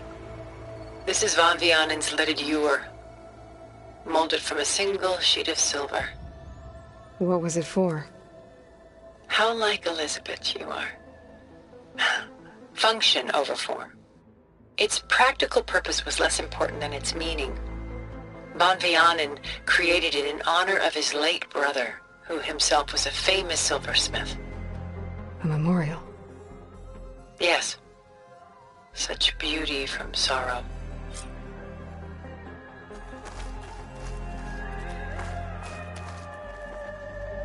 A lot of weight on his shoulders. I know the feeling. I should move on.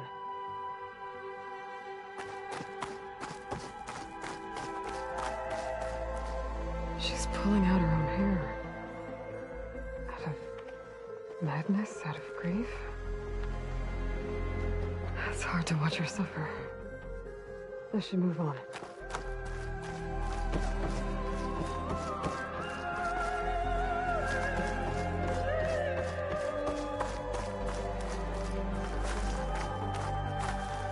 If this ewer was a memorial, how did you end up with it? As the Pharaoh's swarm closed in, my homeland's greatest museum gave it to me, along with many other works, in the hope that I could preserve them. A masterpiece like this was too important to lose to history. I even considered bringing it with me off-world to ensure its safety. Why didn't you?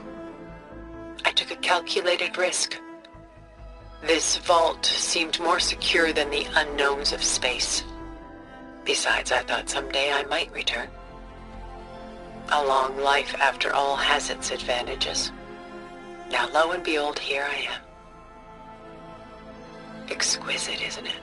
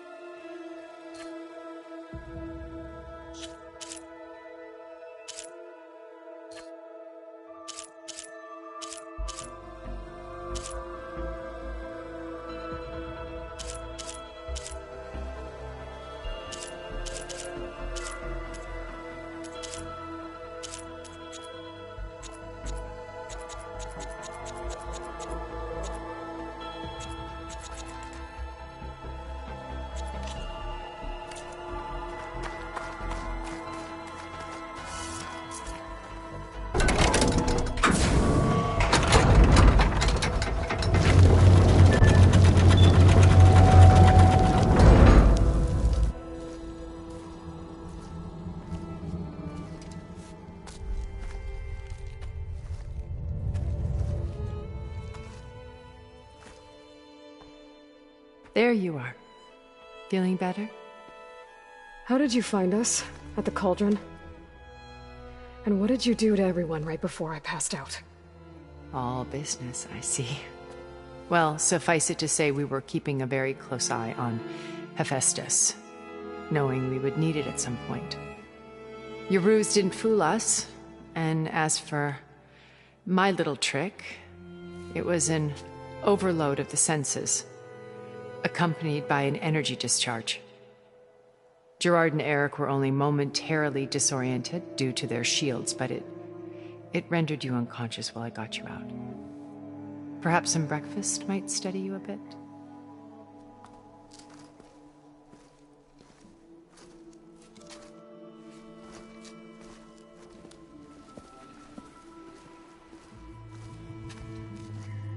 This was your house.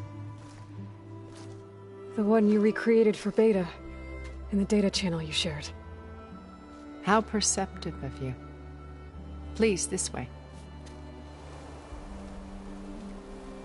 After everything your people have done, you think I'm just gonna sit down and have a chat with you? They're not my people. They never were, and especially not now. You shot off into space with them, and lived with them for 1,000 years before coming back. So what made you suddenly turn on them? Quite simply, this. My old focus. You repaired it? But that means you've seen incredible things. What you've accomplished in 2 decades of life.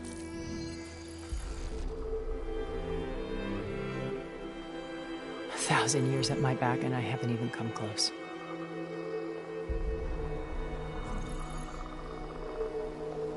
I'm sorry if I invaded your privacy, but I had to. In order to understand. To be enlightened. You truly are Elizabeth's blood. With her drive, her sense of mission, her integrity. Watching all this shamed me for the company that I've kept.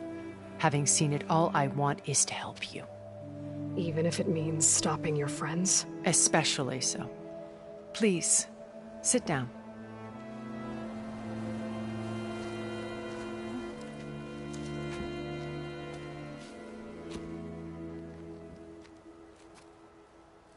There.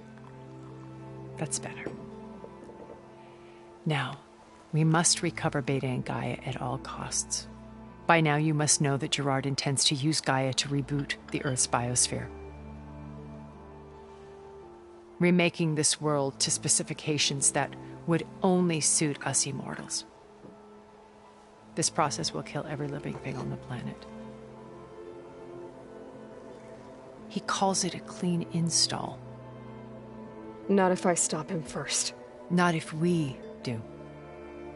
And once he and the others are gone, we can work together to fulfill Elizabeth's dream.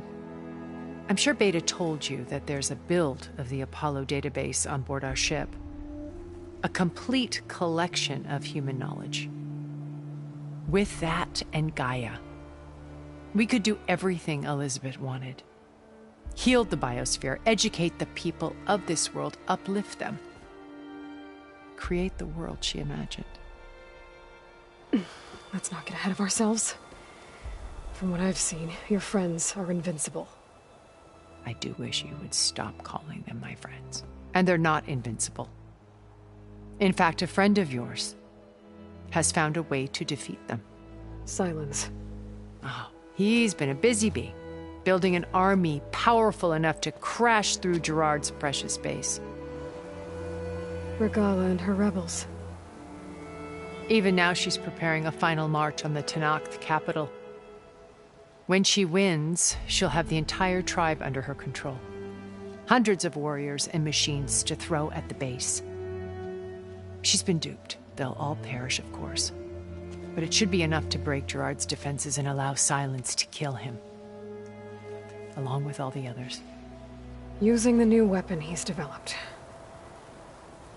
Yes, he's found a way to circumvent our shields. Truly an exceptional man. He's planned for everything. Except you and me. You see, while his army is battering down Gerard's doors, you and I will sneak in through a back way. One that only I know about. While Silence and my friends are busy battling each other, we'll take back Beta and Gaia. I told you I want to help you. I mean it.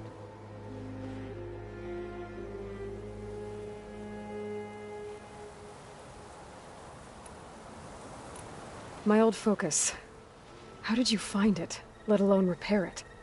When we encountered you at the Hades Proving Lab, Gerard saw you as a redundancy. I knew better. You were a revelation. After your dramatic escape, bravo, by the way. Gerard and Eric assumed you were dead and gave up the hunt. I wasn't so sure. When the others were busy, I returned to the lab and searched for any trace of you. That's when I found this little treasure. Not easy to repair, but certainly worth the effort. As I watched your life unfold, you were like a splash of color on a worn canvas. What Liz was, and more. Did you show it to the others? Of course not. It was your actions that inspired me to defy them. It's worth noting that if I hadn't found it and watched its contents, I wouldn't have known to save you at the cauldron. You'd be dead. So I should be grateful? If you like.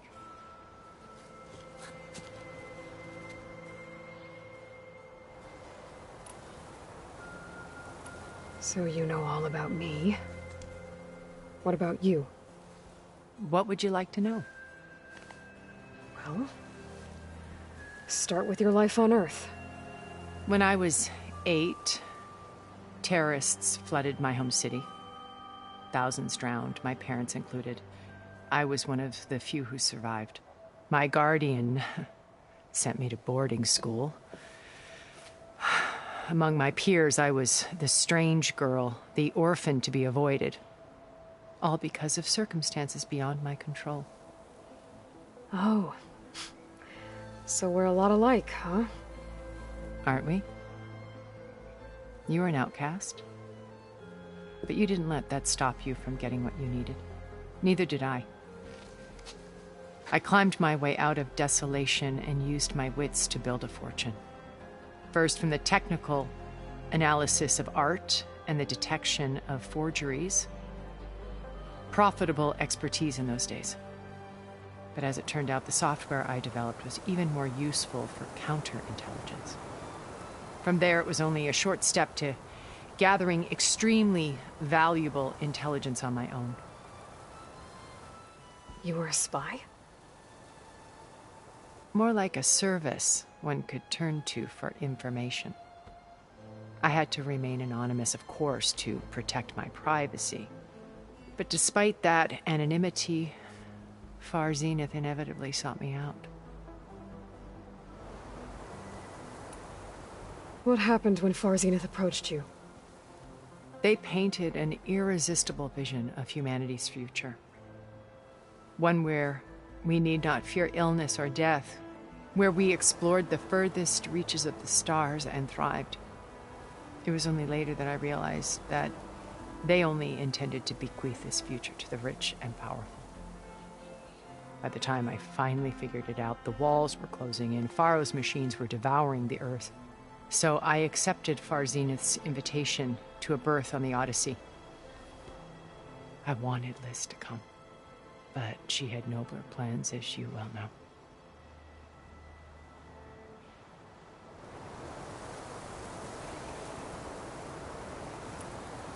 So you didn't know the other Zeniths were monsters until it was too late? I knew some of them were, certainly. It wasn't until we were off-planet that I understood the true scope of their greed. I was grateful to simply be alive, but the others became obsessed with a kind of effortless immortality. They built a colony where machines serviced their every need, where any memory or fantasy could be endlessly savored in virtual reality. It wasn't life. It was stultifying, a pampered dream state. As the decades passed, I withdrew more and more, alone yet again, but this time with eons to consider my mistakes. Now, finally, having met you, I feel like I have a second chance. To do what? Help you, of course. To fulfill Liz's dream, which isn't so different from Farzenith's original vision. A better future for humanity.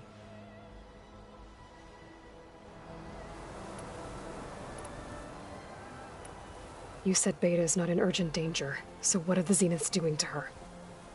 Putting her to work. Merging Hephaestus with Gaia. A difficult, time-consuming task, as I'm sure you know.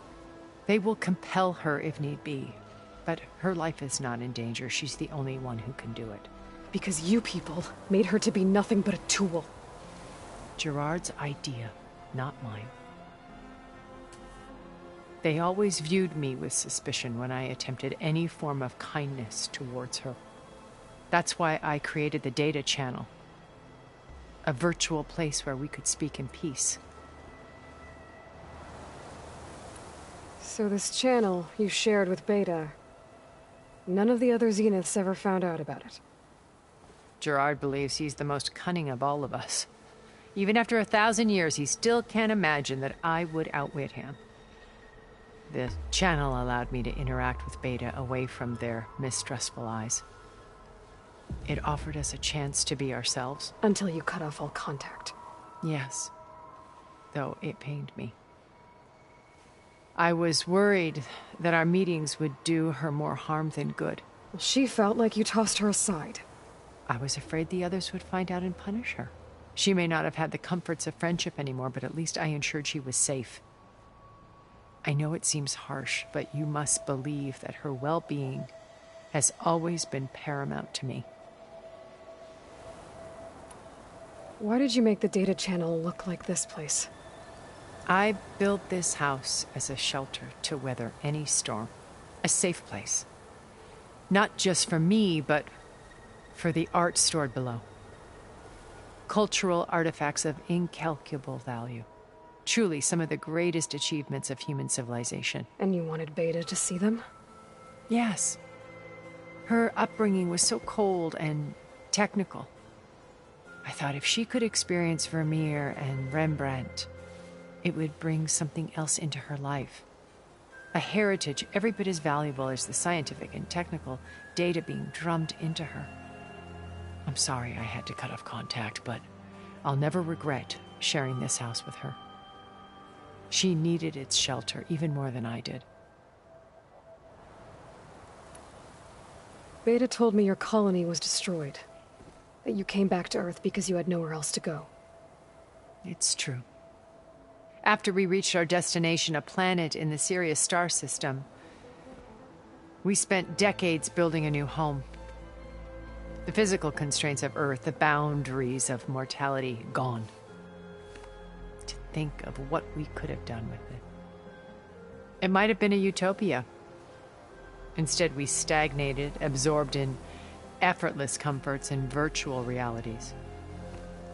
It took a cataclysm to finally yank us out of our stupor. What happened? A massive geological event. We knew of instabilities in the planet core, but we underestimated them. By the time the collapse was upon us, it was too late to stop it. Only a few of us made it to the ship in time. We set course for Earth, the only safe harbor left to us. Which you decided to make unsafe for anyone else. Not me. Gerard. He believes it's better to wipe the canvas clean than work around the smudges. No more primitive tribes, no more combat machines, only a blank slate to do with as he pleases. But we will stop him. All we have to do is get into that base. What exactly is your plan to sneak into the Zenith base? We will make use of a lesson I learned from an early age. always know your exits. In this case, a place where Gerard's new construction meets the ancient foundation, a passage that only I can access. When Silence flings his army at the base, we will enter through this back door, bypassing most of the fighting. The distraction will provide us with a window in which to rescue Beta and Gaia. Once we're inside the base, where will we find Beta and Gaia? Here in the command center. By then, Gaia will have been reunited with all of its subordinate functions, including Hephaestus. What about the alpha build of Apollo on your ship? A simple matter of recovery once the others have been dealt with. With that in hand, we'll have everything we need to make this world as it should be. How do you know about Silence's plan? He isn't the only one adept at spyware. You hacked his focus? No, he's too careful for that. But his subordinates? Not so much. He gave additional focuses to the tribals he branded the Sons of Prometheus. The ones working with Regala. By tapping their focuses, I learned about most of his dealings. The distribution of override technology, the arming of Tanakh rebels, and the secret pact with Regala to attack Gerard's base. But how did he come up with a weapon that can take down your shields? That's the one thing I haven't been able to figure out, but however he did it, I'm quite certain it will work. With it and the Tanakh army, victory seems to be within his grasp.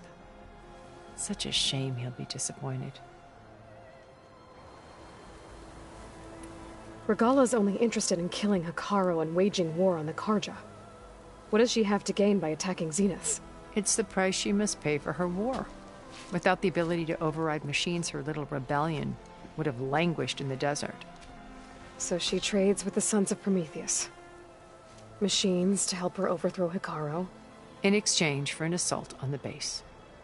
Pride has deluded her into thinking she can actually survive such a battle. And all without ever knowing who the Sons of Prometheus really answer to. Yet for all of Silence's brilliance, still he underestimates you. That blind spot is what will allow us to take Beta and Gaia right out from under him. While hundreds of Tanakh are cut down outside. So you knew Elizabeth. What was she like? Liz was everything she was. I see in you. And more. Your ingenuity, your determination, your moral compass. You've managed to distill her greatest qualities and make them your own. I'm not asking about me. Tell me about Elizabeth. What was she really like? The honest answer is that I don't actually know. For all the time that I spent with her, she always kept a part of herself locked away. It was like that from the moment we met. So when you met Elizabeth, she was what? Distant? Aloof? Not aloof. Not exactly. It was a summit in Paris about machine learning. A touchy subject in those days. Because regulatory authorities were just starting to clamp down on AIs. Liz gave the keynote address. She had already achieved great renown for her work in automated environmental reclamation. But in her address, she was just starting to imagine the next step. An AI-driven system that wouldn't just act on its programming, but actually take responsibility for its sphere of influence. To care about life. Not just follow orders. Revolutionary stuff. I was fascinated. And I wanted to meet her for a long time. I watched her after her talk. She had spoken with such moral authority, such empathy. But after that, she retreated. I could tell she felt uncomfortable with all of her admirers. It was as if giving the talk had cost her something. I didn't want to be a pest, so I planned my approach carefully. So how did you finally approach Elizabeth after her talk? I picked the right moment. The morning of the next day, right as she came back to the conference, she had just had her coffee. She was fresh, rested. It was like she had braced herself for the onslaught of colleagues. I asked if I could walk with her, then put forth a question about her talk that I thought was intelligent. Her answer made me realize it wasn't, but she was very welcoming. Almost as if we were previously acquainted. It was only halfway through the conversation that I realized she knew exactly who I was. It was quite a shock to me. My business was trafficking in secrets, and I took great pains to protect my anonymity. So that was Liz, perpetually one step ahead. I came to view our meeting as a metaphor for our friendship. She always seemed to know me far better than I knew her. I guess I know the feeling.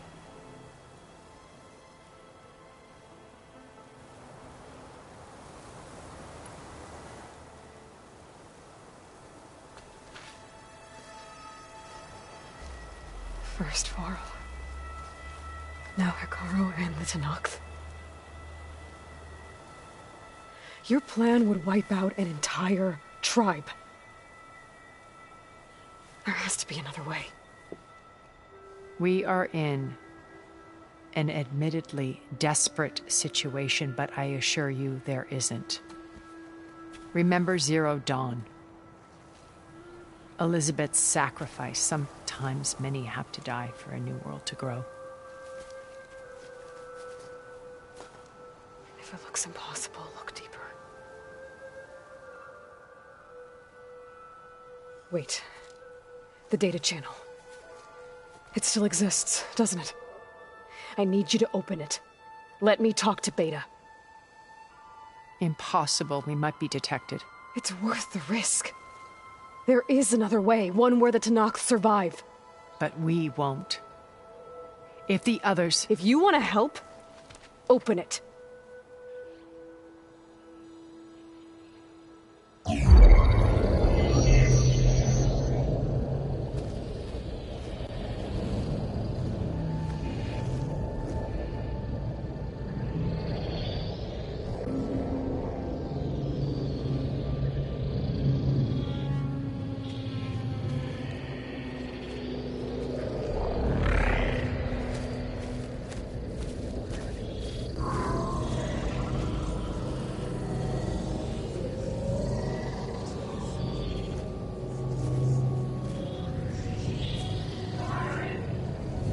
What are they doing to her?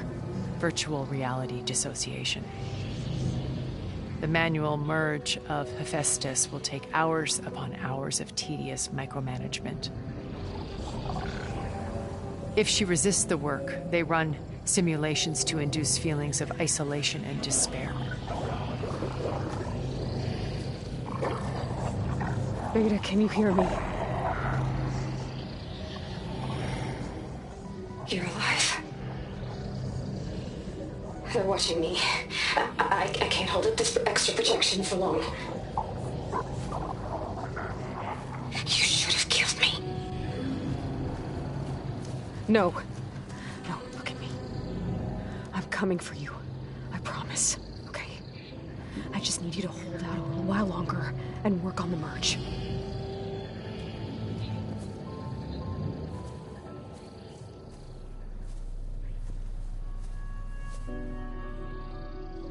Then I think it can be done. I'll contact again when it's time. Can you hold on? As long as I know you're coming for me, I can endure anything.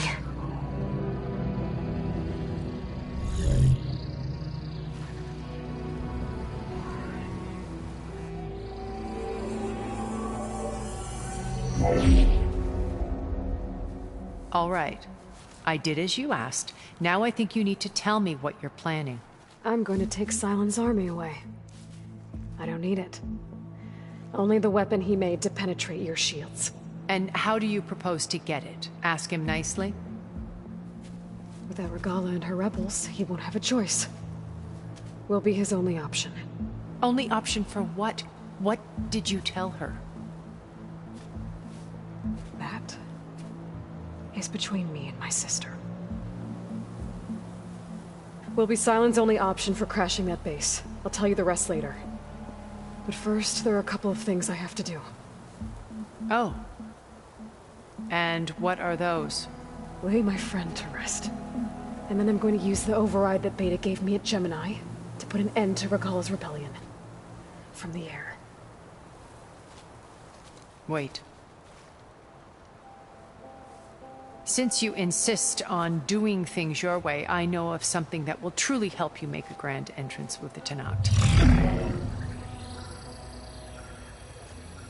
The ancient Horus Titans still possess electromagnetic energy cells as part of their arsenal. Drop one of those on Regala's army and they'll receive quite a surprise.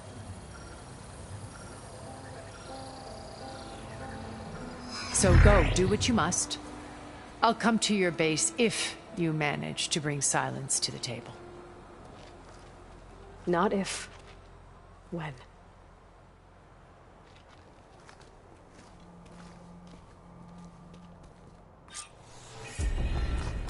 Erend, are you there? Aloy! Aloy, is that really you? Yeah, it's me.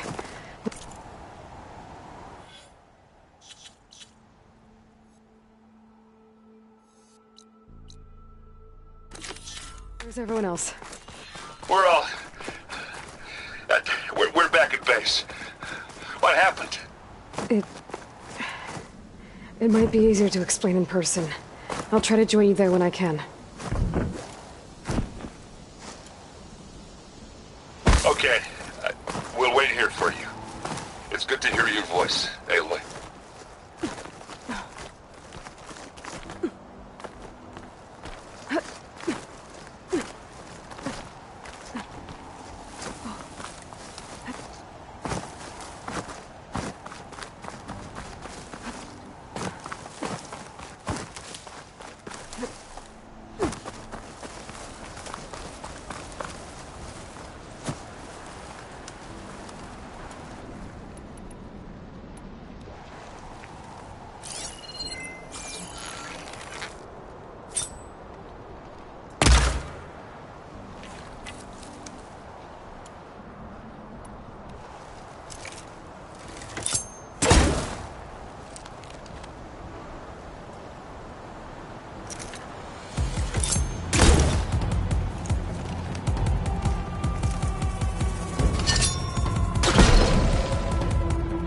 Just to let you know, I'm now patched into your focus network. Great. I take it the other Zeniths can't hear us? Of course not. And they don't know about your base either, in case you were wondering. I've sent you data on the Horus energy cells you can use against Regala's forces. Reach out to me when you're ready to acquire one. Understood. Crossed alert.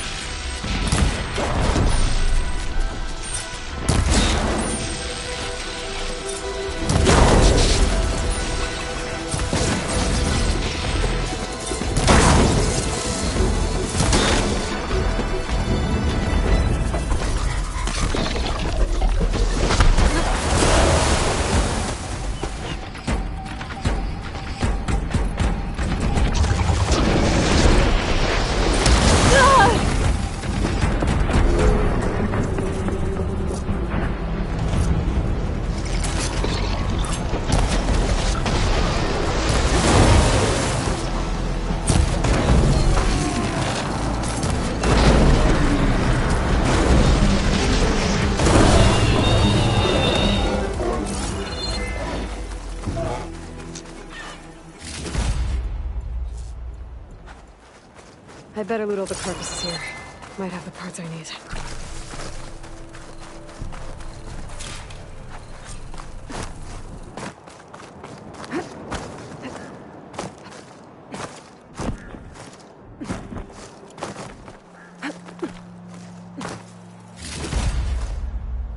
I need to find another herd and get the parts I need.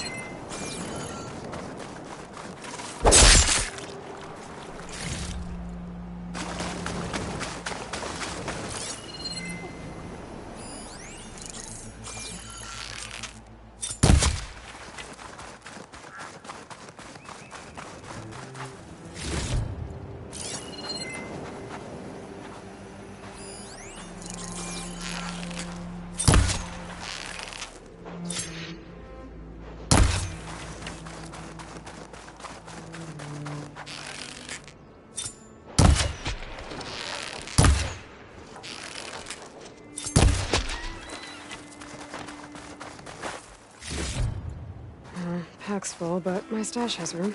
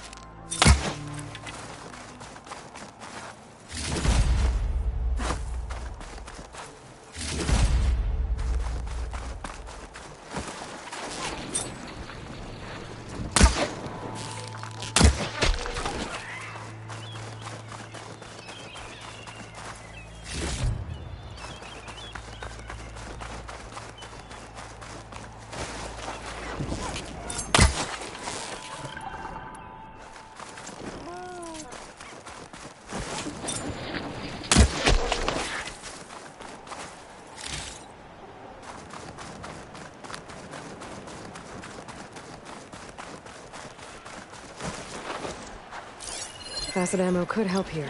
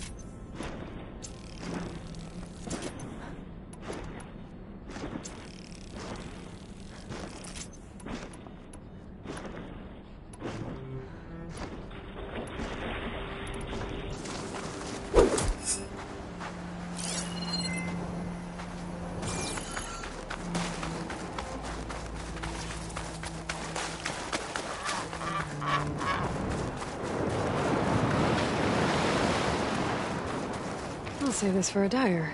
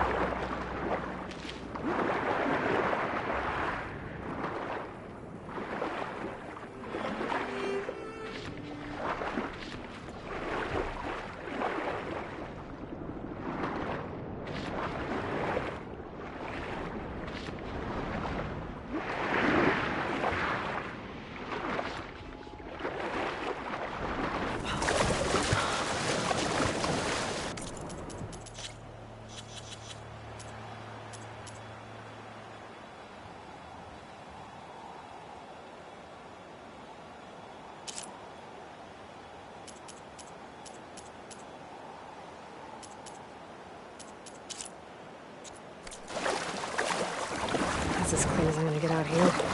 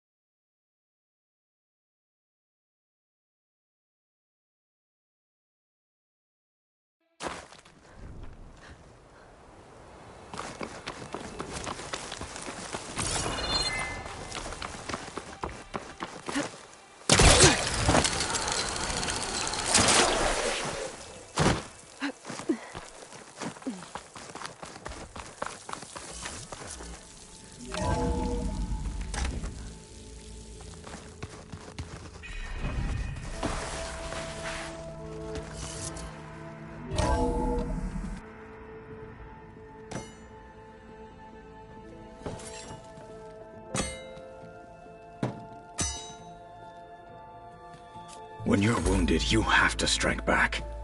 Draw blood. Hey! Can't I get one damn minute to mourn my friend? Regala is going to slaughter my tribe to overthrow Hikaru. The Zeniths have Beta and Gaia. We can't sit around wallowing in our losses. Kotallo's right. We must fight. Oh, all right. So what are we gonna do, huh? Take on all of Regala's rebels? Not to mention the Zeniths. What can we even do? Throw ourselves at their base? Something like that.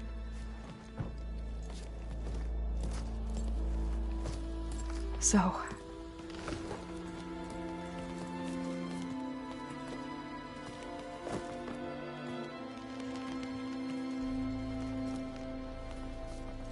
After we lost contact with you, we regrouped and went to Gemini. What happened? The recording we found on Varl's focus cut off when that Zenith, Eric... The Zeniths were tracking Hephaestus. When Gaia trapped it in Gemini, they knew where we were. After Varl tried to stop them. They took Beta and Gaia. I only survived because one of the Zeniths turned against the others to save me. One of them? Well... at least we didn't lose you too. So what do we do now? We're going to defeat the Zeniths. And get Beta and Gaia back. But first, we're going to stop Regala. How? Back in Gemini, Beta gave me a gift. There's something I need to do first to make it work, but it could put an end to the bloodshed.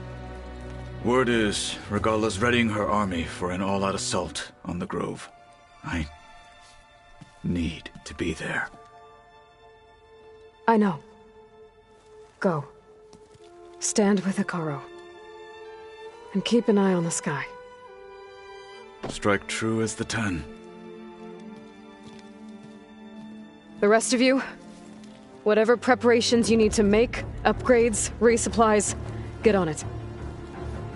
It won't be long before we take the fight to the Zeniths. We'll be ready, Aloy. And when you're ready, meet me outside the east exit. I'd like to have a word in private. Even when things are darkest, you're the flame that lights the way forward. Just tell me one thing. Am I gonna get to smash up a bunch of Zenith bastards? We all are. Good.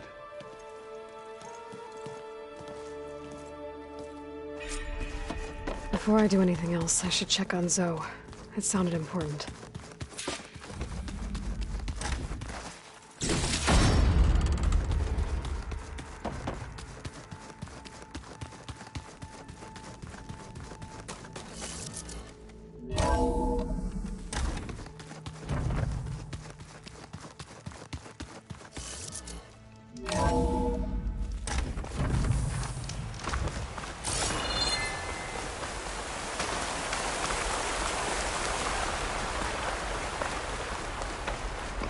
Over here, Aloy.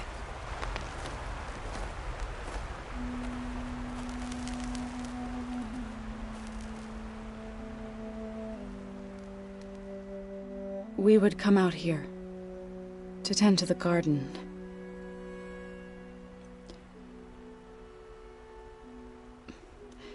Sometimes I needed fresh air. Other times we would simply sit and watch the sunrise. So when we returned from Gemini, it seemed fitting that he be laid to rest here. Now he can always look out at Plainsong and...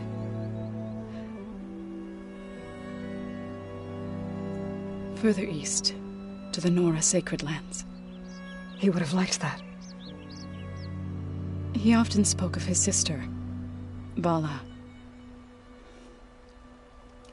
He said she used to gather her favorite golden blooms and tie them to her spear. Their mother called it useless, but Bala was stubborn. Yeah, she seemed like that. It wasn't easy. But I tracked down the flower. Gathered its seeds.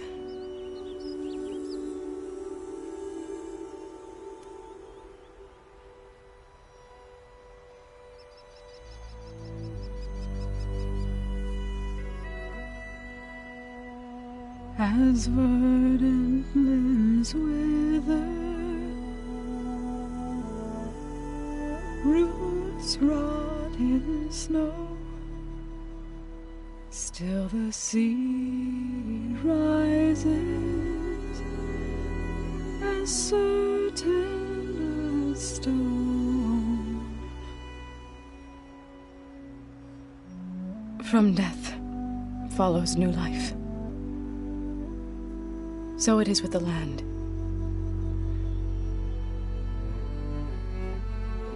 And so it is with us. I'm with child, Aloy. I was going to tell him when he got back from Gemini. Instead, one day, I'll bring our child here. We'll sit among the blooms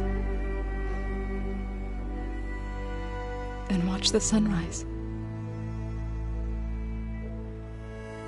I never got to tell him. To thank him. For saving my life, sure, but also for not giving up on me. He always knew.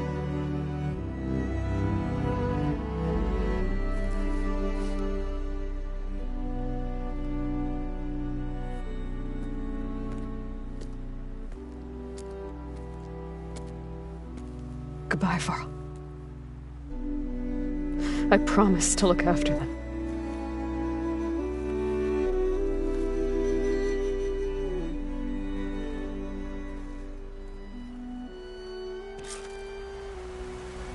I'll try to visit again when I can. But for now, I need to go to the fabrication terminal to install the new override on my spear. Then I'll use it on a sunwing and get ready for an entrance Regala will never forget.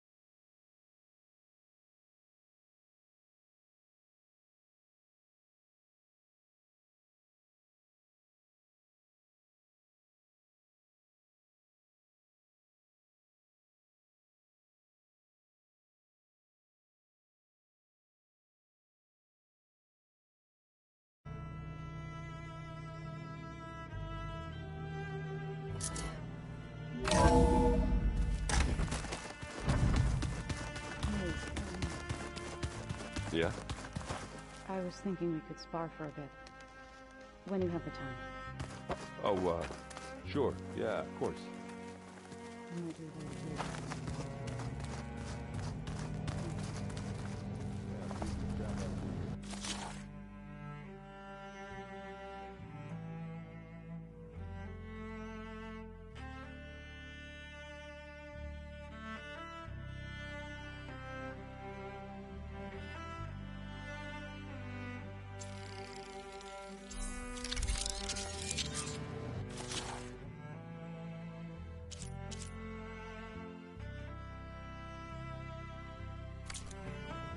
Override installed. Now to find a sunwing. I think there are some roosting at the top of the mountain.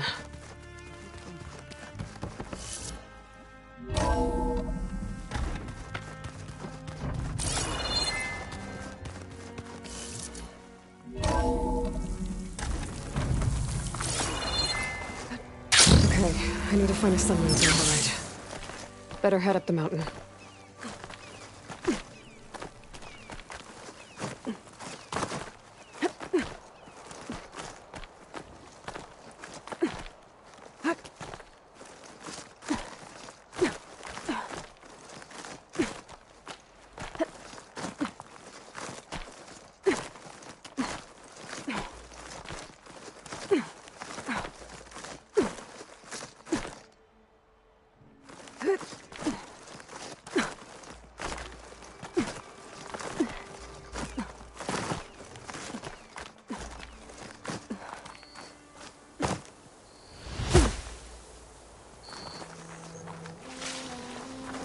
Good.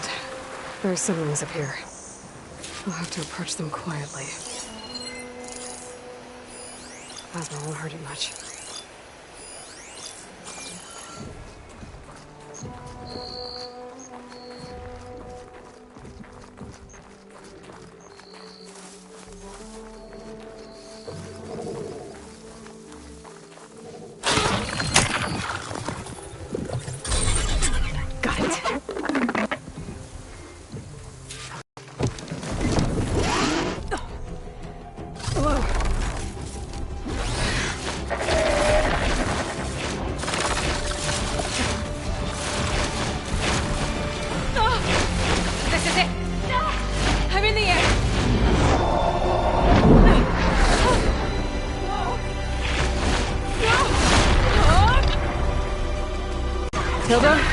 I'm in the air.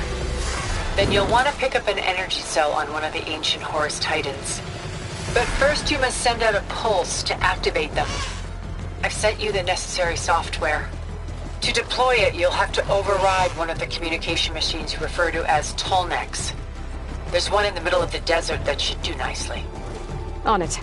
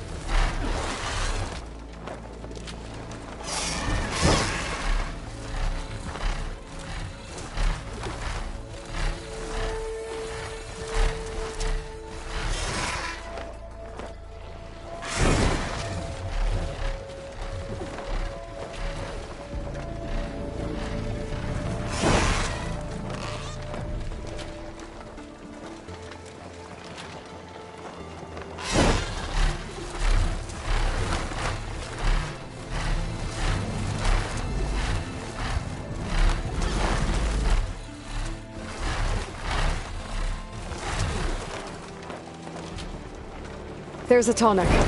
Need to get on top of its head.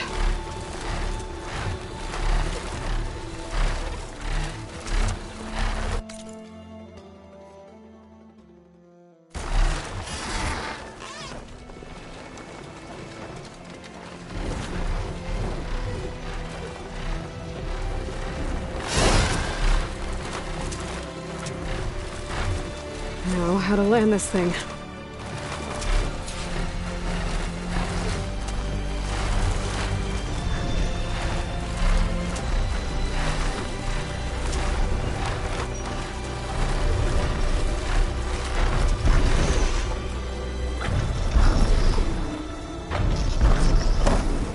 Made it. Just got over it.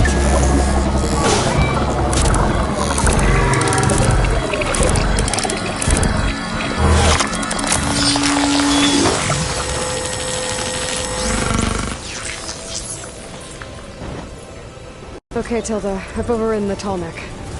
Good. And the energy cells are now primed. Simply pick one up on a Horus. The nearest one should be northwest of your position. Dropping it on Regala's machine should produce quite a spectacle. Thanks for the assist.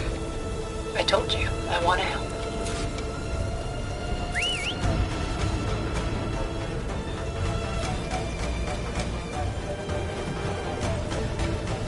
Whoa! I'm gonna get used to that.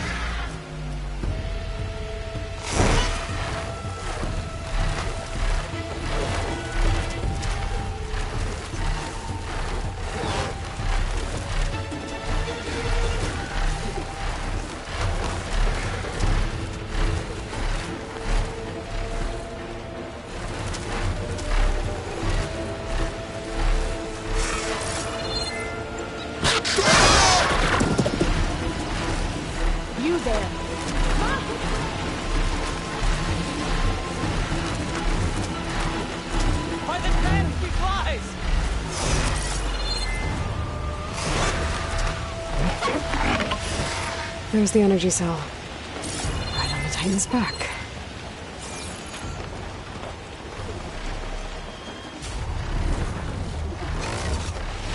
Got the cell. Now onto the grove.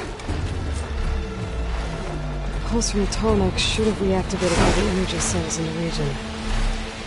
I should be able to pick up more from any Horus I fly to. It'll be useful, even after I deal with Rebella.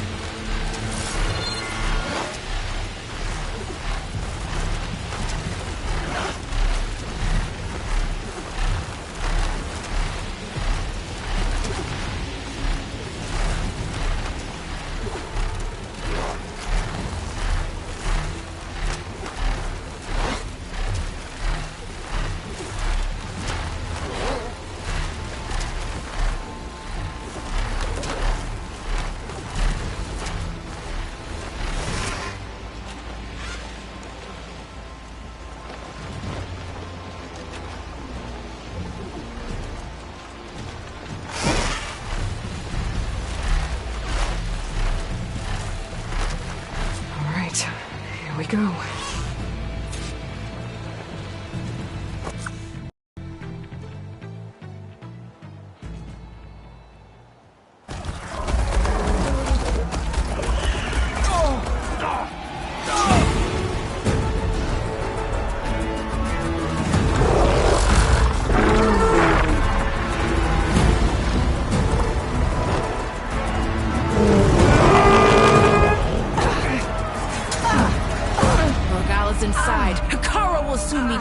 It's all over, Chaplain. I gotta drop it now.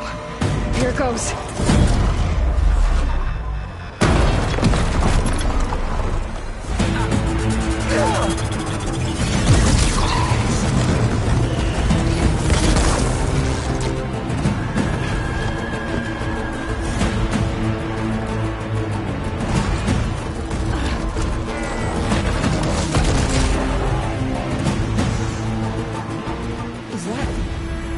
It's Aloy! She flies in the wings of the Ten. The tide has turned! Push through!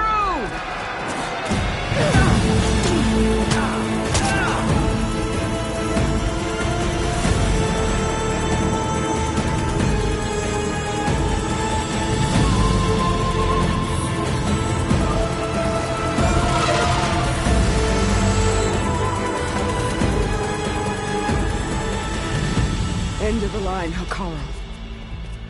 Now on your knees, and I'll give you the death you didn't have the spine to give me. They're down! The machines! All of them! They're down! What? How's that possible? Regala!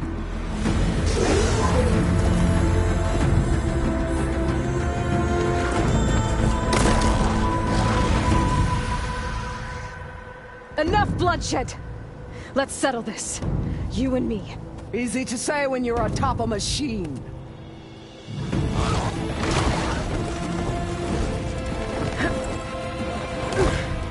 Well, that was just to get your attention.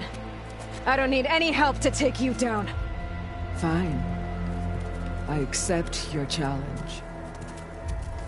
And once I'm done with you, I'll get to finish the slaughter. We'll see about that. The duel is set. Let none interfere.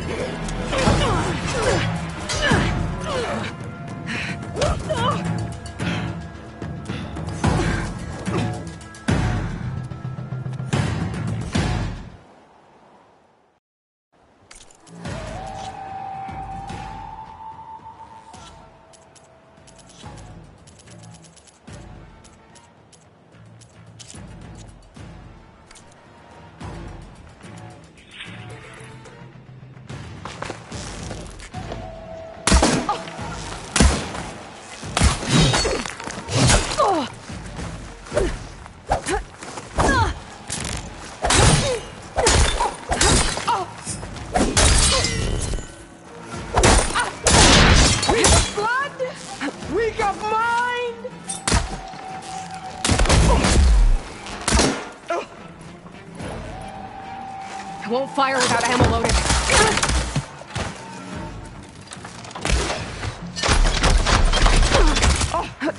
Try again!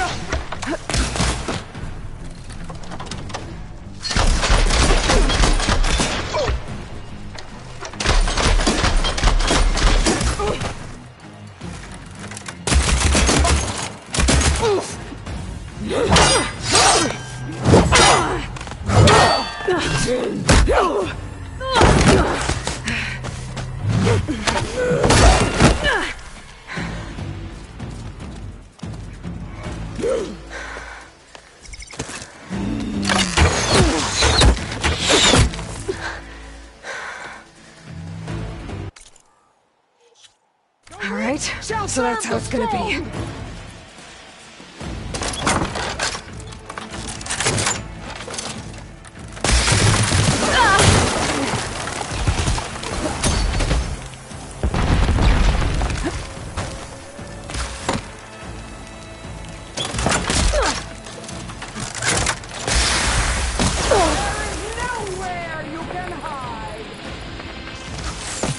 I can keep going.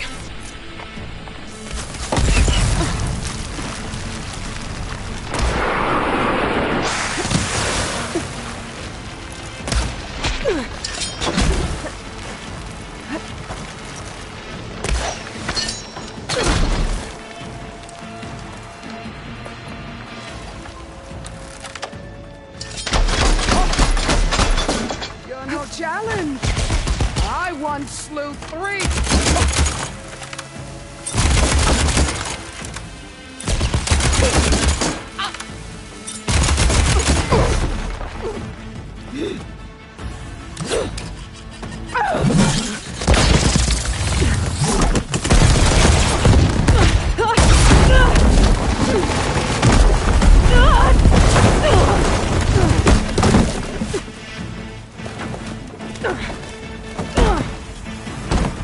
This is where it ends! Yeah, it is.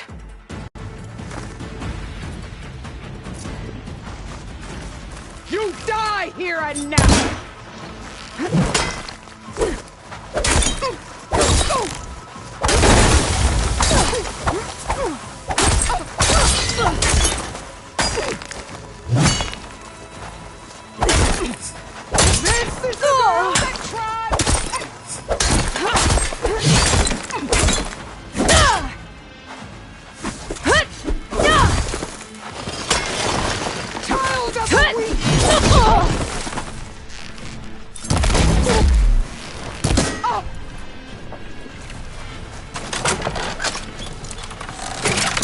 to build up my... Strike! And strike hard!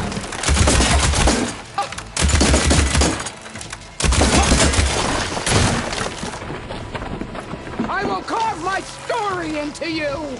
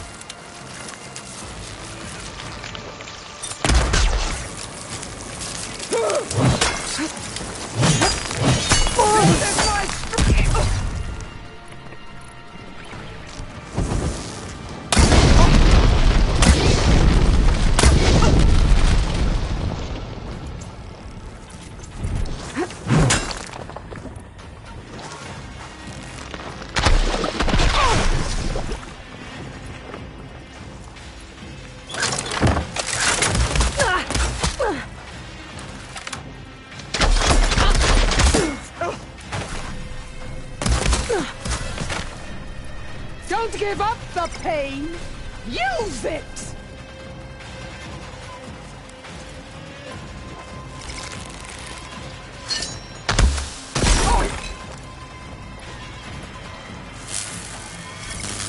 Sonora!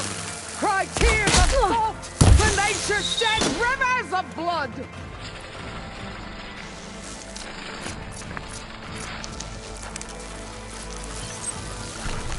It's no good. Gotta keep up the fight. Oh! Is this how you give up your life?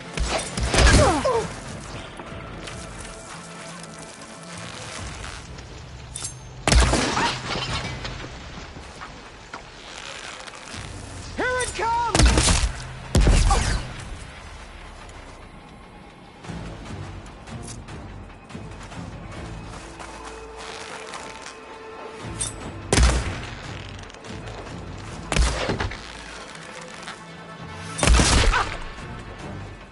You think you can defeat me like this?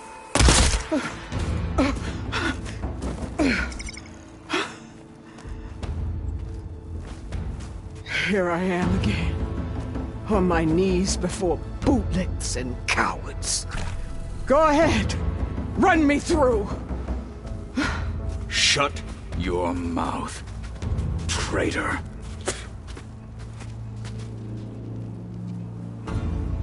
It was you who flew in on the wings of the 10. You who challenged her by our rights. You must decide her fate. I spared her once. It only made things worse. She was the best of my marshals. What a waste. She's dangerous, all right. But maybe that's exactly what I need. Cowards! What more do you have to conspire about? Whether you live or die.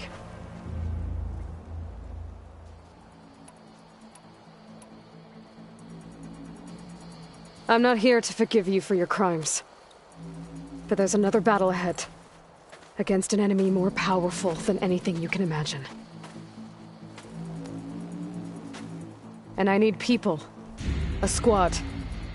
That's willing to do whatever it takes. I don't want your mercy. It's not mercy. The battle I'm talking about will be charging into a nightmare. A better death than this? Yes.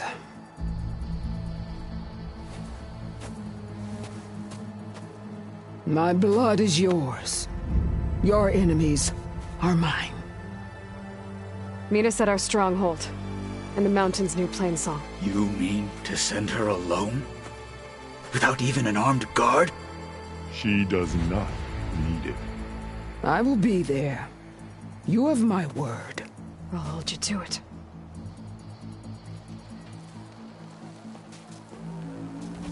Chief, there's something you both need to see. In the throne room.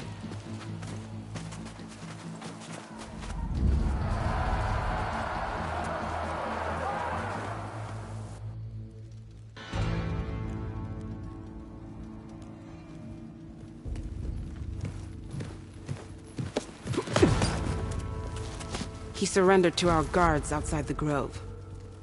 Claims he has an urgent message for the Outlander who defeated Regala. So, state it. It's for her alone.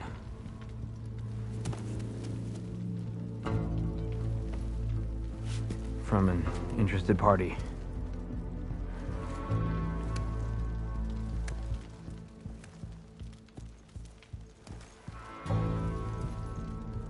I'm gonna need some privacy.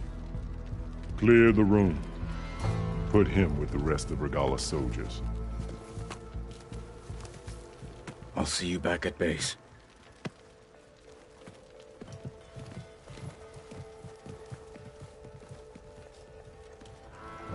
You saved the tribe. Let me help you with your mission. No. With Regala gone, you have a chance to build the future you dreamed of. So get to your task. Then at least allow me to give you this. Armor for the battle ahead. May it keep you safe.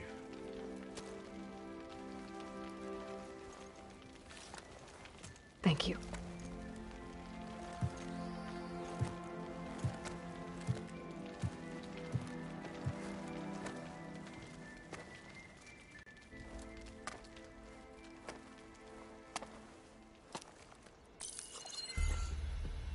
Do you have any idea what you've just done? Oh, it's a pleasure to see you too, Silence. Congratulations on your victory. You saved the Tenakth for a few weeks. Unfortunately, you've doomed the entire planet as well. Wrong. I don't need a Tenakth army to defeat the Zeniths. Oh, Aloy. Have you learned nothing about the enemy we're up against? More than you, hiding whatever hole you found. My idea is just better than anything you ever came up with. Go on. No, not here. We're doing this my way. Face to face, and with the weapon you've developed. And why would I agree to that? Because I'm your only way of beating the Zeniths, and getting the copy of Apollo that's on their ship. So meet me at my base. Mountains west of Plainsong. Time to submit to the inevitable silence and follow the person who actually knows what she's doing. Don't be late.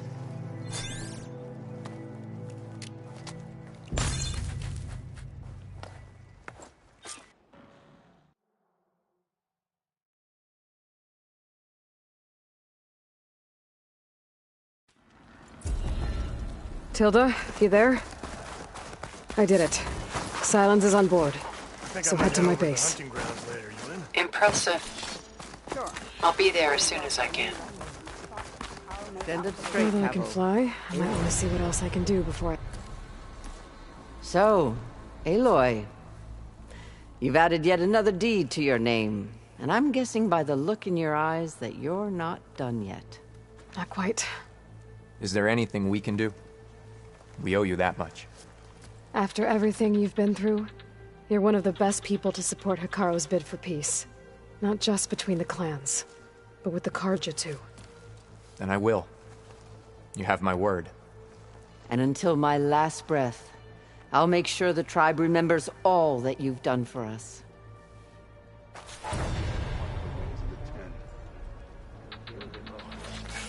The desert clan is grateful, Aloy. Always. Aloy! Breaker! Back to the wings of the Ten. The time it would take me to get a full strike. You've racked up a lot of deeds. I could earn 3 half-strikes. Your part in today's battle will be recounted for years to come by me and all chaplains. How many who come do you out. have? It's like the Ten have spoken to us anew. Uh-huh. Regala's blade is cold. There walks a true warrior.